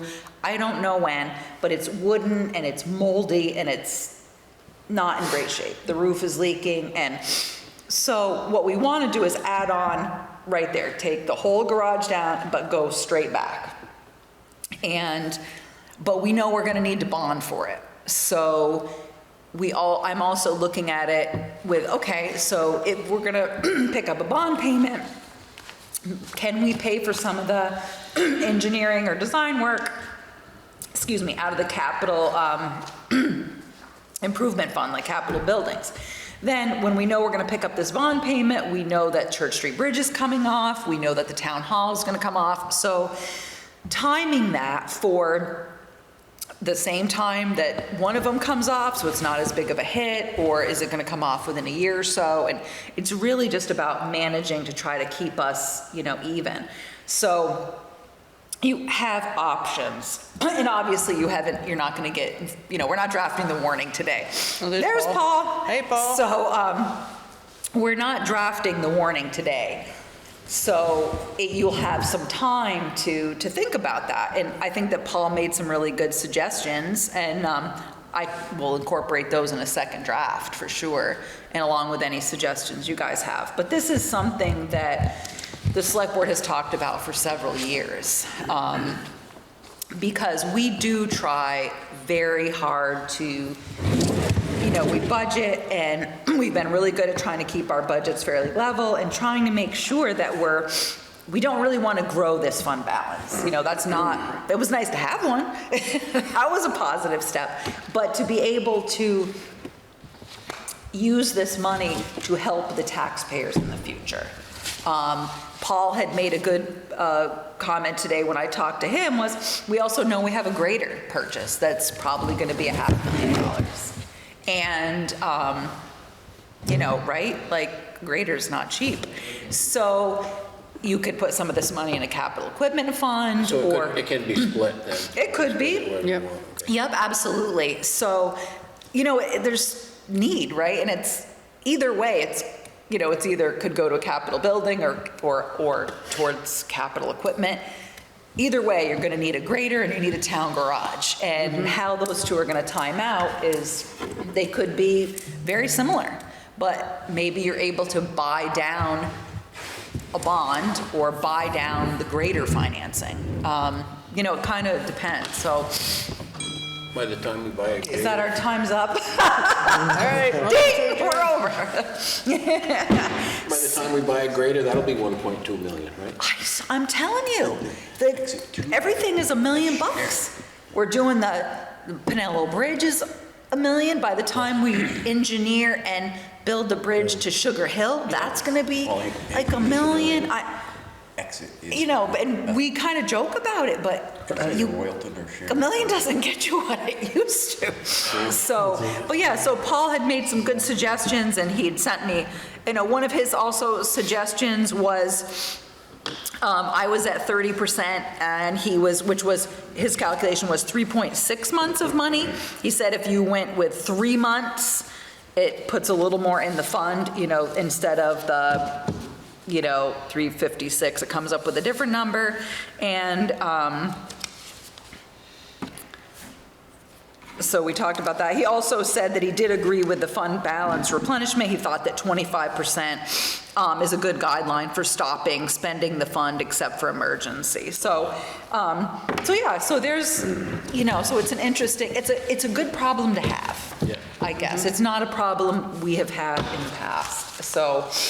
I think I would not be in favor of putting money in a place that would be tax relief. Yep. Because I believe that putting in these funds is tax relief. It is, you're right. I think that's true, Dave. It's helping your budget. I mean, Yep. It's a one-shot deal. Yep. But if you get it at the price of a grader that's gonna be 10 or 15 years, that's going to save money for 10 or 15 years. Right, exactly. It is, you're Not just right. one. Anything is tax relief, you're right. Taking money out of the undesignated fund balance to transfer into a fund. He was talking on the phone. Yeah, you have to time it, yeah. So you're right. I think that's a good way to look at it. You're correct, that any way is tax relief. But those are two very expensive purchases that are on the horizon. And there's just, especially the town garage, honestly, if you have not been to the garage, go. The guys are 6 to 4, they're on 410s, Monday through Thursday, but if they're not there, it's open, walk around, but especially out back where they park the grader. We have tried in the past to get a grant for the sand, oh, he's killing the microphone, for the sand, for the salt shed. Eardrums. Yeah, for the salt shed, but we're too far from the river for us to qualify. You have to be a little closer and run off and whatnot. Need a hand, Jordan? No. You can mess it. So anyways, Paul had some good ideas, and I don't know what you guys were thinking or questions. I'm not sure if I gave you, did I give you this sheet from the audit? The reason that, so just to let you know what I was the general fund includes cash from the cemeteries and the clerk. So I removed those because to me, that's not general fund money. That's just the way that the auditor, accounts it. So when you're trying to do it, that's what it's from. So, anyway, so I don't know if you had questions, suggestions, but I liked Paul's idea of, because he's right, general and highway, we combine, we could just kill some language there. Yeah, I looked at it and it looks, pretty straightforward. And again, this is a policy, not an ordinance. It's something that you can change. You can change ordinances too. It's just not as difficult to change a policy. So my question is how we went from being in the hole to $350,000 Yep. that is accessible. If we were to move that, what could that number look like next year? It depends, honestly. We have seen a growth in our fund balance over the last couple of years. Part of that, I think, has been tax sales. So where we're cleaning up, some of our outstanding liabilities because people don't owe us as much money. We're doing tax sales on a more regular basis. So it's hard to know when we make the budget, if department heads or it just works out that people underspend, maybe you're short-staffed in the highway department. So you had budgeted a salary, you budgeted retirement, you budgeted insurance, and that doesn't come to fruition, then that creates, the surplus that rolls into the general fund. So I think you'd look at something, and you don't also have to do this every year, make that, because frankly, timing of the audit may not allow it. It may be something that you look at every 2 years. Be in a position where we get into another hole. Right. Because we have one of those years where we overspend everything. Right. For whatever reason. Exactly, and you haven't seen that in a while. That's nothing it's not what we've done. Well, I think too that the hard part of that was there was some mislabeling of, basically when you were hit by Irene, that looked like a big price tag for you, but in fact it should not have been because you were a 3-cent town, which meant you really should have been only out of pocket 3 cents on your grand list. So you ended up with a big note that was labeled Irene, but was not. It ended up being mismanagement of budgets. So a lot of things were overspent, and we obviously have corrected that, and we've been running pretty good budgets. We built a budget from scratch a few years ago when I first came, and we said it would take a couple of years to try to sort it out to see, if it's any anomalies. And, but we've done a really good job at managing those. And you have really good department heads that have also been, managing their budget. And they're part of drafting their budget so they understand more what they can and cannot do. And if, for example, we had a really bad year in salt, we didn't this year, but say we did, it was gonna go crazy, then, then AJ knew come spring, it was gonna be, where was he, that money was gonna less gravel, maybe we weren't doing, something else. He would have had to find it within his budget, which I think in the past wasn't always, years ago wasn't always the case, but it certainly is now and has been for the last several years. Well, and I like to give credit to you too, because we're not taking out bonds for every little thing. No. You've been writing grants steady, and they probably see your email address and go, They hate me, yeah, exactly. Her again. yeah, not her, now how much money, but it's true, we've gotten a phenomenal amount of money that you're finding money for grants that has saved us lots and, Got us on the right track. Yeah, so it, and so there's going to be years that's not the case. Like we just, I had submitted a $700,000, paving grant for Camp Brook, and actually 8 because I had 15% because I figured I knew we weren't going to get it this year. We knew we weren't up for a paving why grant. don't you go for $1 million? Well, I should have, but we was like, well, because we have to come up with the match. And I think I told Ben, I'm like, I mailed it up going, where am I going to get? Okay, we got to look at the match. So sometimes, so there's always a good or bad, right, about grants. Sometimes they come with a lot of hoops to jump through that are crazy. You know, it's like this bike ped grant, you know, I don't mean to be ungrateful, but we could have built that, you know, if without all of the engineering and the looking for arrowheads, and we have A&R, and, you know, if they'd just given us the money to construct, we'd had that sidewalk in and gone, you know, Mike knows how this works. It's tough, there's a lot of hoops now. Yeah. So whereas it's rare that we can get just construction money. So, you know. But anyways, is there any other changes besides, I mean, I certainly want to incorporate some of Paul's ideas, but did you guys have any other feedback? We'll just bring it back as another draft next time. And if you like it next time, you can adopt it. If you don't, we can keep doing this. I'm good with it because I'm just learning and it looks good to me. Okay. Yeah, I Yep. think it's a, yeah. Yeah. So, yeah, Ben, what did you think? I didn't read it ahead of time, so I've Okay. just been catching up here. Okay, that's fine. You can, we'll bring it again, you know, next time. So it's fine. And then we can give you more time to go through it, and you can look and see, yeah, we can still edit it again next time. So, How hard would it be give like the last 3-year history of how that fund balance has moved? no, it's fine, I can do that. Yep, That no would problem. I help can just me crack to- open the that would audits. help me. Yeah, it's right in here, Dave, the one you have, that you keep giving back. So you want a 3-year history of the fund balance? Sure, that's fine, no problem. We're gonna have the You same had to bring agenda that in up. 2 weeks. That's okay. It's, you know, it's, it has to happen this way. Oh, that's right. I forgot to get it for Jordan. Yeah, oh, is that it? Jordan didn't get the audit? Okay.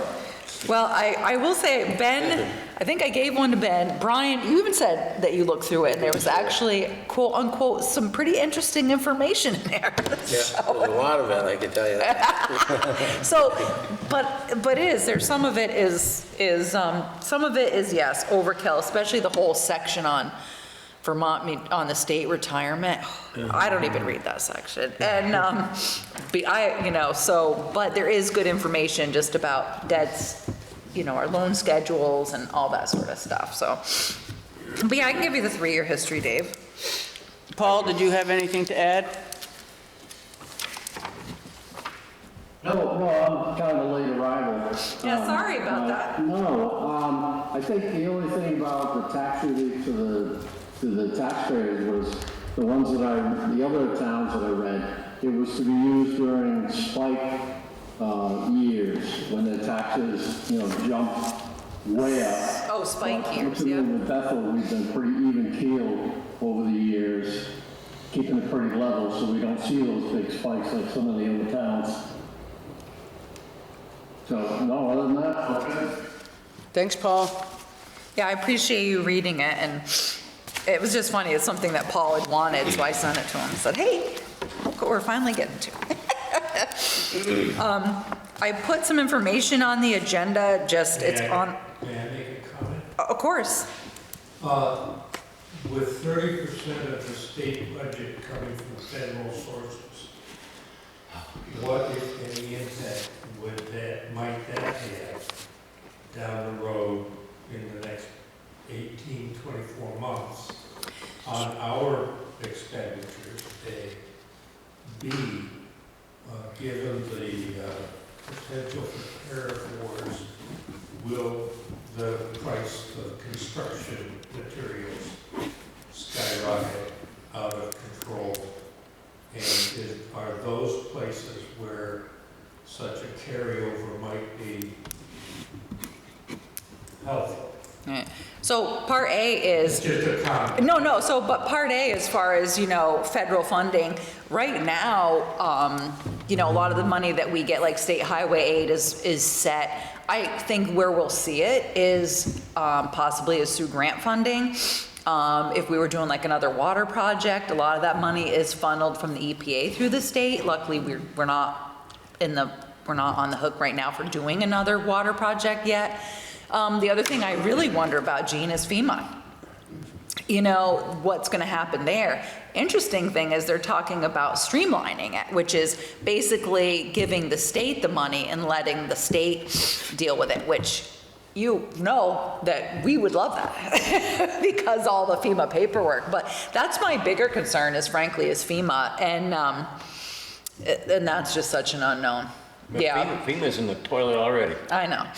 And so we just, you know, Have been don't for a know. while. And as far as tariffs, you know, that's an interesting thing. You know, one of the things that we looked at was that earlier on was metal building versus stick build and where are the numbers, and because everything was so fluctuating, and I think that's something we'll kind of see as we go. And, you know, at this point, it's anyone's guess, right? Unfortunately. It's Monday. Tuesday could be totally different, you know? I don't know anymore. But there are definitely things that it's good that we have a fund balance, that we have this money in reserve, and so, you know, to help, because you're right, we just don't know. And if we put it where you're talking, it's not like we're spending it foolishly. We're going to spend that money. Right, you We're know. going to spend it You're for gonna need it, that. you're gonna need it eventually. So Yeah. it's not like we're doing like some towns did, they just one-time spend, you know, we got 300 grand, let's go Spend have a it. party. Yeah, no, yeah, we have some, you know, and we know that we have some big needs, and, you know, those are just two that we talked about today, and we know there's more, but. There's going to be new trucks coming along the road. Yeah, and those are, you know, hopefully those are already in the capital plan, and we're gonna be able to absorb that. The grader's just this big ugly thing we keep staring at going, huh, fingers crossed. And then the garage, it's overdue. It's that's been definitely talked about for doesn't owe years. us a dime, and it's certainly just time to focus on that. But like I said, it's also seemingly responsible timing if we can time it with budgets, you know, with loan payments coming off the books, and, you know, it's something that we're always cognizant of is you know, especially people living on a fixed income, I think, is trying to keep that balance. But, so I put on the agenda here, just really as a bulletin, I don't know where else to put it, but I also put it on the website that the reappraisal notices are going to be mailed to all Bethel property owners on May 7th. Now, mailed from somewhere, wherever Nemrick's having it printed. You're not, you know, it'll take a couple days to get here. Pre-grievances will be held May 21st to May 23rd by appointment only. And then official grievances will be held June 9th to June 11th, also by appointment only.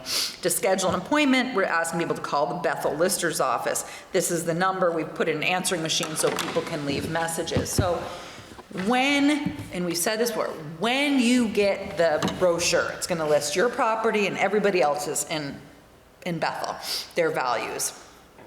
Please tell your friends, read the frequently asked questions page before you call anybody.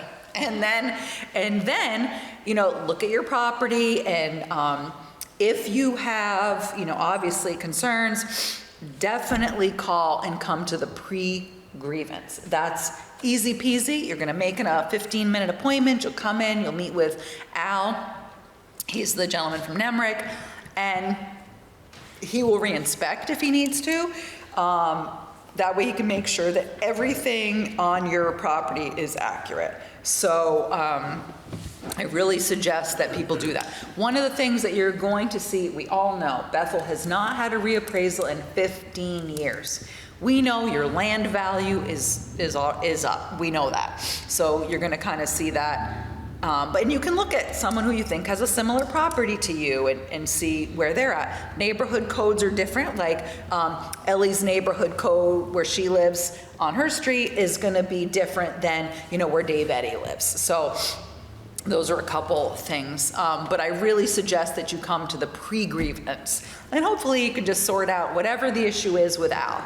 If that doesn't work, then the grievances themselves are, you schedule an appointment for that. You'll come in, once again, you'll meet with Nemrick, and if it doesn't work out, from there you would need to write a letter to the town clerk, and you'd go on to the Board of Civil Authority to request, you know, an adjustment, and that's a process. But if you do not come to the pre-grievance or the grievance, You're done till next year, June. That is the value. And that's what your tax bill's gonna come out at. And so you got 2 bites at the apple this time, but usually it's just once a year in June. So if somebody doesn't come, then they don't have an opportunity to grieve until the following year. So I just don't want anybody, to miss that. So take a look at it, but the frequently asked questions might be very helpful to people, to read first, so. Are you gonna put this on Front Porch Forum and perhaps in the Herald? Well, I can put it in the Herald. It's on, I don't know if I put it on Front Porch Forum. I don't think so. I don't can't think I've remember. seen it there yet. I put a lot of stuff out there. Oh, because we had a road closure. But yeah, I can put this on Front Porch Forum. I can ask Pam to put it on Facebook, and we could certainly put it in the Herald. So, yeah, so just kind of letting people know. Probably should blow this up since taxes are due May 15th. Maybe we should put a bigger one up at the town office too, to kind of, as people come in to pay their May taxes, they'll be aware.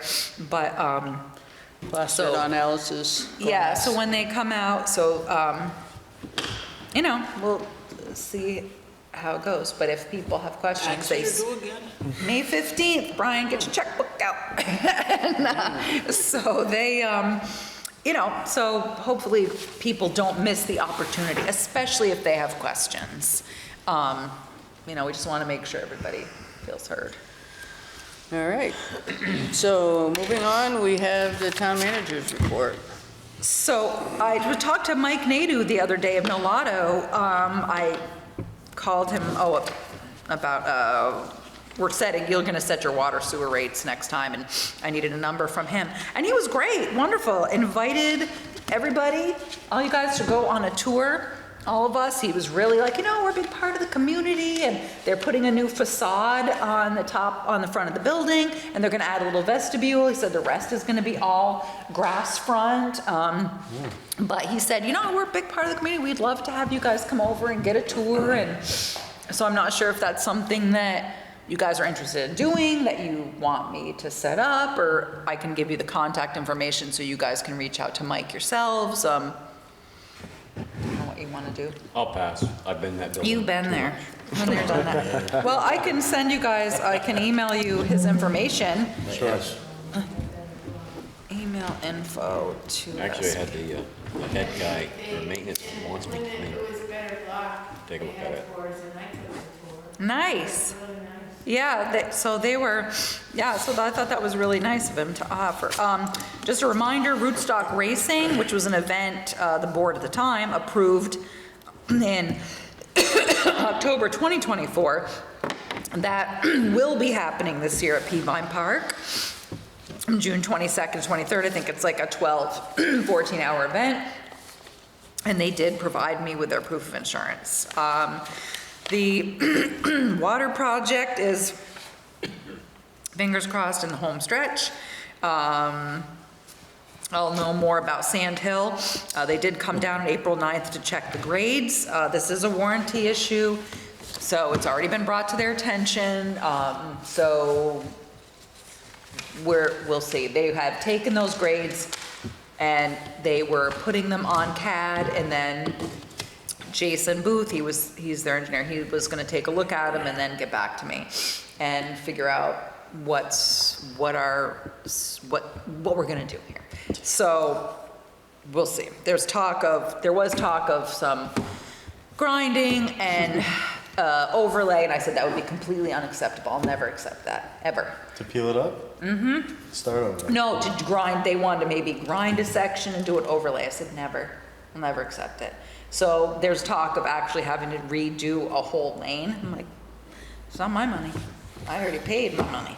So I don't know, I'm not sure what's gonna happen, but we spoke very directly about this a couple of weeks ago, so we'll see what happens. They certainly know where I stand about this. Who covers that, the engineering firm or? Well, it's gonna depend, isn't it? Everybody's pointing a finger. So the engineering firm, the paving firm, contractor, you know. They'll the have to figure it out. They will, and as I pointed out, we paid them a lot of money to have somebody on site so that this was done right. And, you know, so we'll see what's gonna happen there. I met with the trustees of public funds, which is Rick Benson, Scott Putney, Sandy Farrell, and we're gonna be working really with Sandy in the fall to take on some of their bookkeeping needs. We already account for their funds in our in our books and in our audit. What they're asking is maybe that we start, you know, doing their books like every month, just like we reconcile everybody else's, and do that because, you know, Sandy unfortunately does not want to do this forever, and she's really done a great job helping pick up from where Carol Ketchum was to getting them up to date, so. Yeah, I had a nice talk with Scott Putney today. He went over a lot of the stuff that they're going through, so Yeah. he's glad to hear the town will take that part over. Yeah, so he was good. Tomorrow, AJ and I are meeting with representatives of the Land Trust to discuss culvert work near the DeMox Place on Christian Hill. We have a couple, the two properties that we put up for tax sale, if they're not redeemed, are gonna be final on May 16th, so there's that. The other thing is, which I just found out, which is not great news. I heard from Gladfelter, they're part of VFIS, which is who insures our fire department. They had subrogated against the state to get paid for their claim. So what that would have been is we had an agreed upon value. So VFIS gave us the value that we'd agreed on, that we've been paying the premium on for the fire truck that was totaled in an accident on the interstate. What they are expecting to get is a lesser value, and that's fine, that's the way it works. So but they're expecting over $100,000 from the state of Vermont. When the gentleman I spoke with had talked to the state said, we're not paying, we've already paid the town. So he called me and I said, no, they did not. And I gave him correspondence that I had with the state. I said, what the state did was made us whole out of the state liability claim fund. They did not pay the base 200 and plus thousand that we got from VFIS. So I believe, as does he, that he is still entitled to subrogate to the state. So I gave him contact information for the lady that we had dealt with at the very end. And he had called and reached out to her via email. And so I'm waiting to see where that stands. Because if the state does not pay that claim, then our premiums are going to climb. So I think that we're at the point, we're gonna wait and see how he works out. And if that doesn't work out, then I'm just gonna call the governor directly. And we're gonna deal with the governor directly. And because, again, you know, they had already claimed liability for the accident.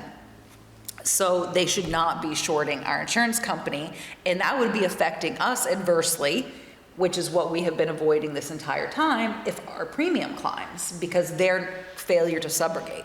So I don't know yet. I like to think that the state will, now that he's not dealing with the state's third-party insurer, because they self-insure, once he talks to the lady in charge that we spoke with, that hopefully that changes. But otherwise, we're gonna have to go to the mat for this, because it's just not our place to take a hit. So we'll see, you know, so, you know, I don't know, I'm always up for a good fight, but we'll just see how it goes.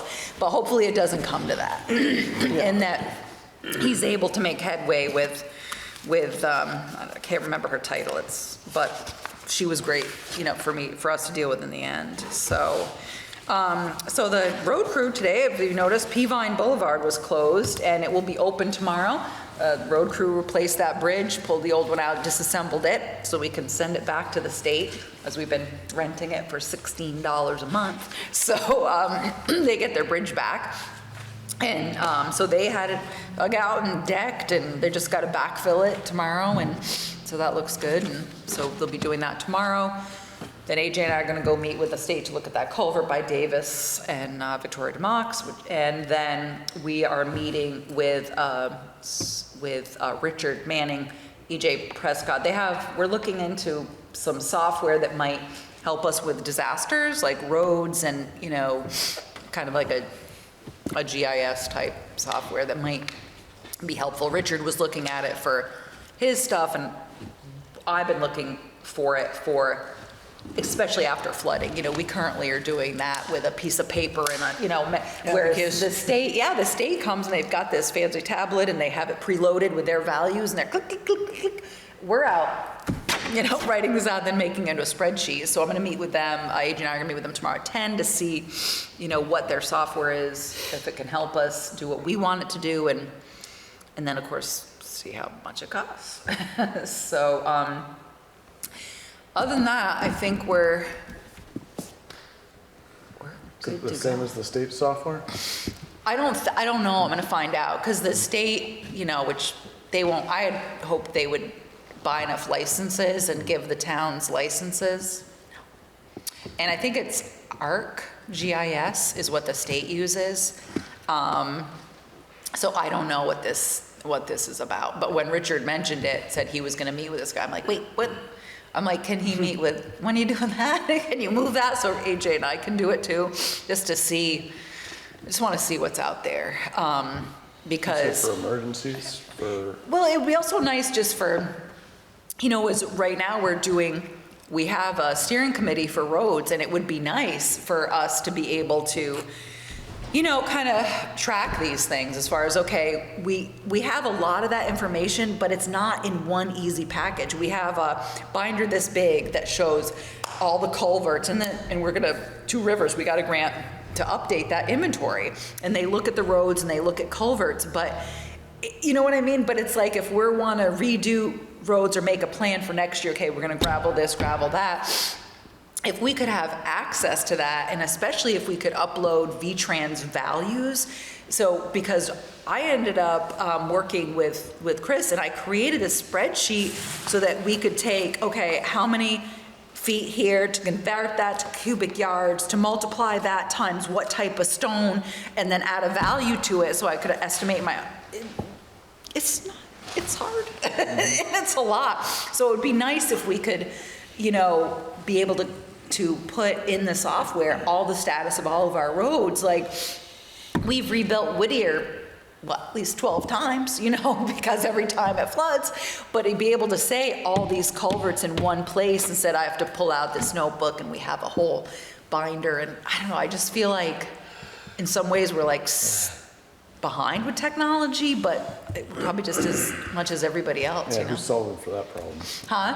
Who's solving for that problem? That's kind of a unique municipal problem. Yeah, so, you know, when the state has it, and like I said, I was trying to convince them to give us the software, but then they were telling me about license fees. And, you know, we are, as I said, a Dillon's rule state, which means we only have the authority granted to us by the state.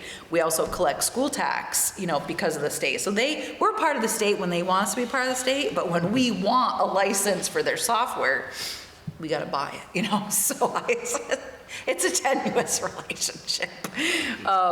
So yeah, so I'm interested to see how that's going to go. It could be so expensive that it's out of our reach. I don't know, but it could be, I think it could be really helpful, but we'll see. So,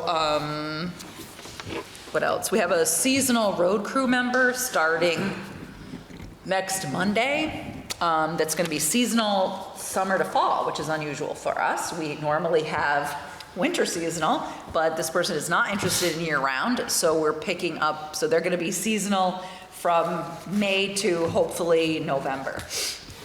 So they start Monday, and already have a CDL and all that. So, so we're going to be back to 3 people. Paul our seasonal winter, will leave, finish out probably around the week of May 15th, because then he's going to start his own business and be back on the roads. We are still looking, Mike, for a full-time position year-round. Again, yep.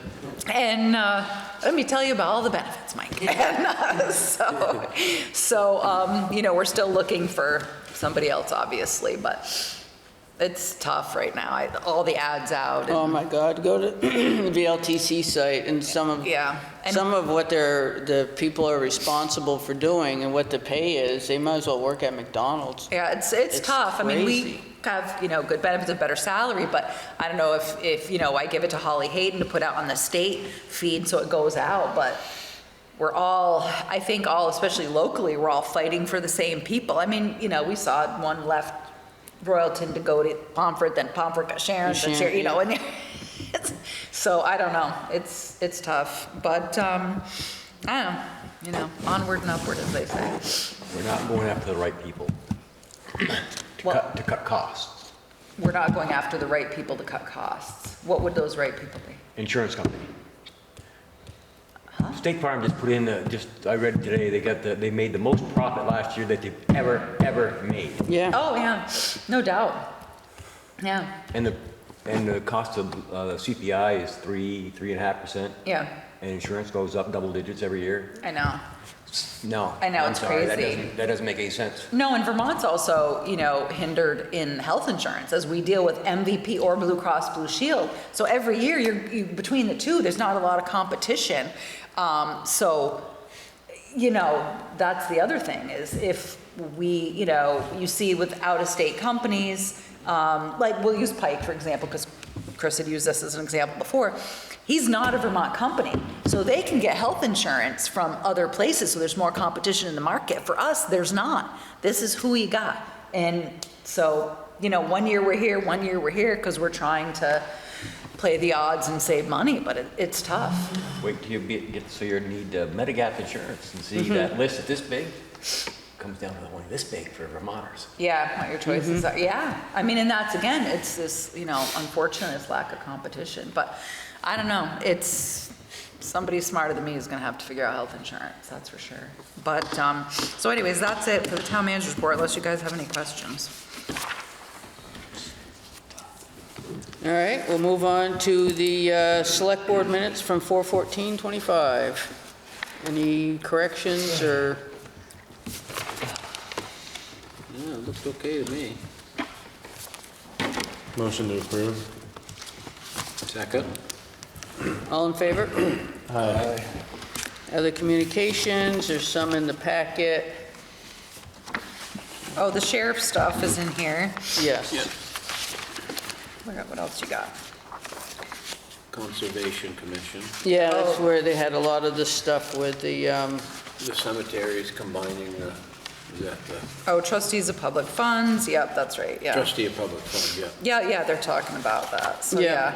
yeah. And then, like I said, I left something on the table for you that Denise had forwarded about other things coming up regarding crime and, I'll say crime and punishment, but that's not it. Should be. There's no punishment. Crime and no punishment. all right, is there any other business to come before the board? Motion to adjourn. Second that. All in favor? Aye. Opposed? Stay here and clean up. Thanks, Paul.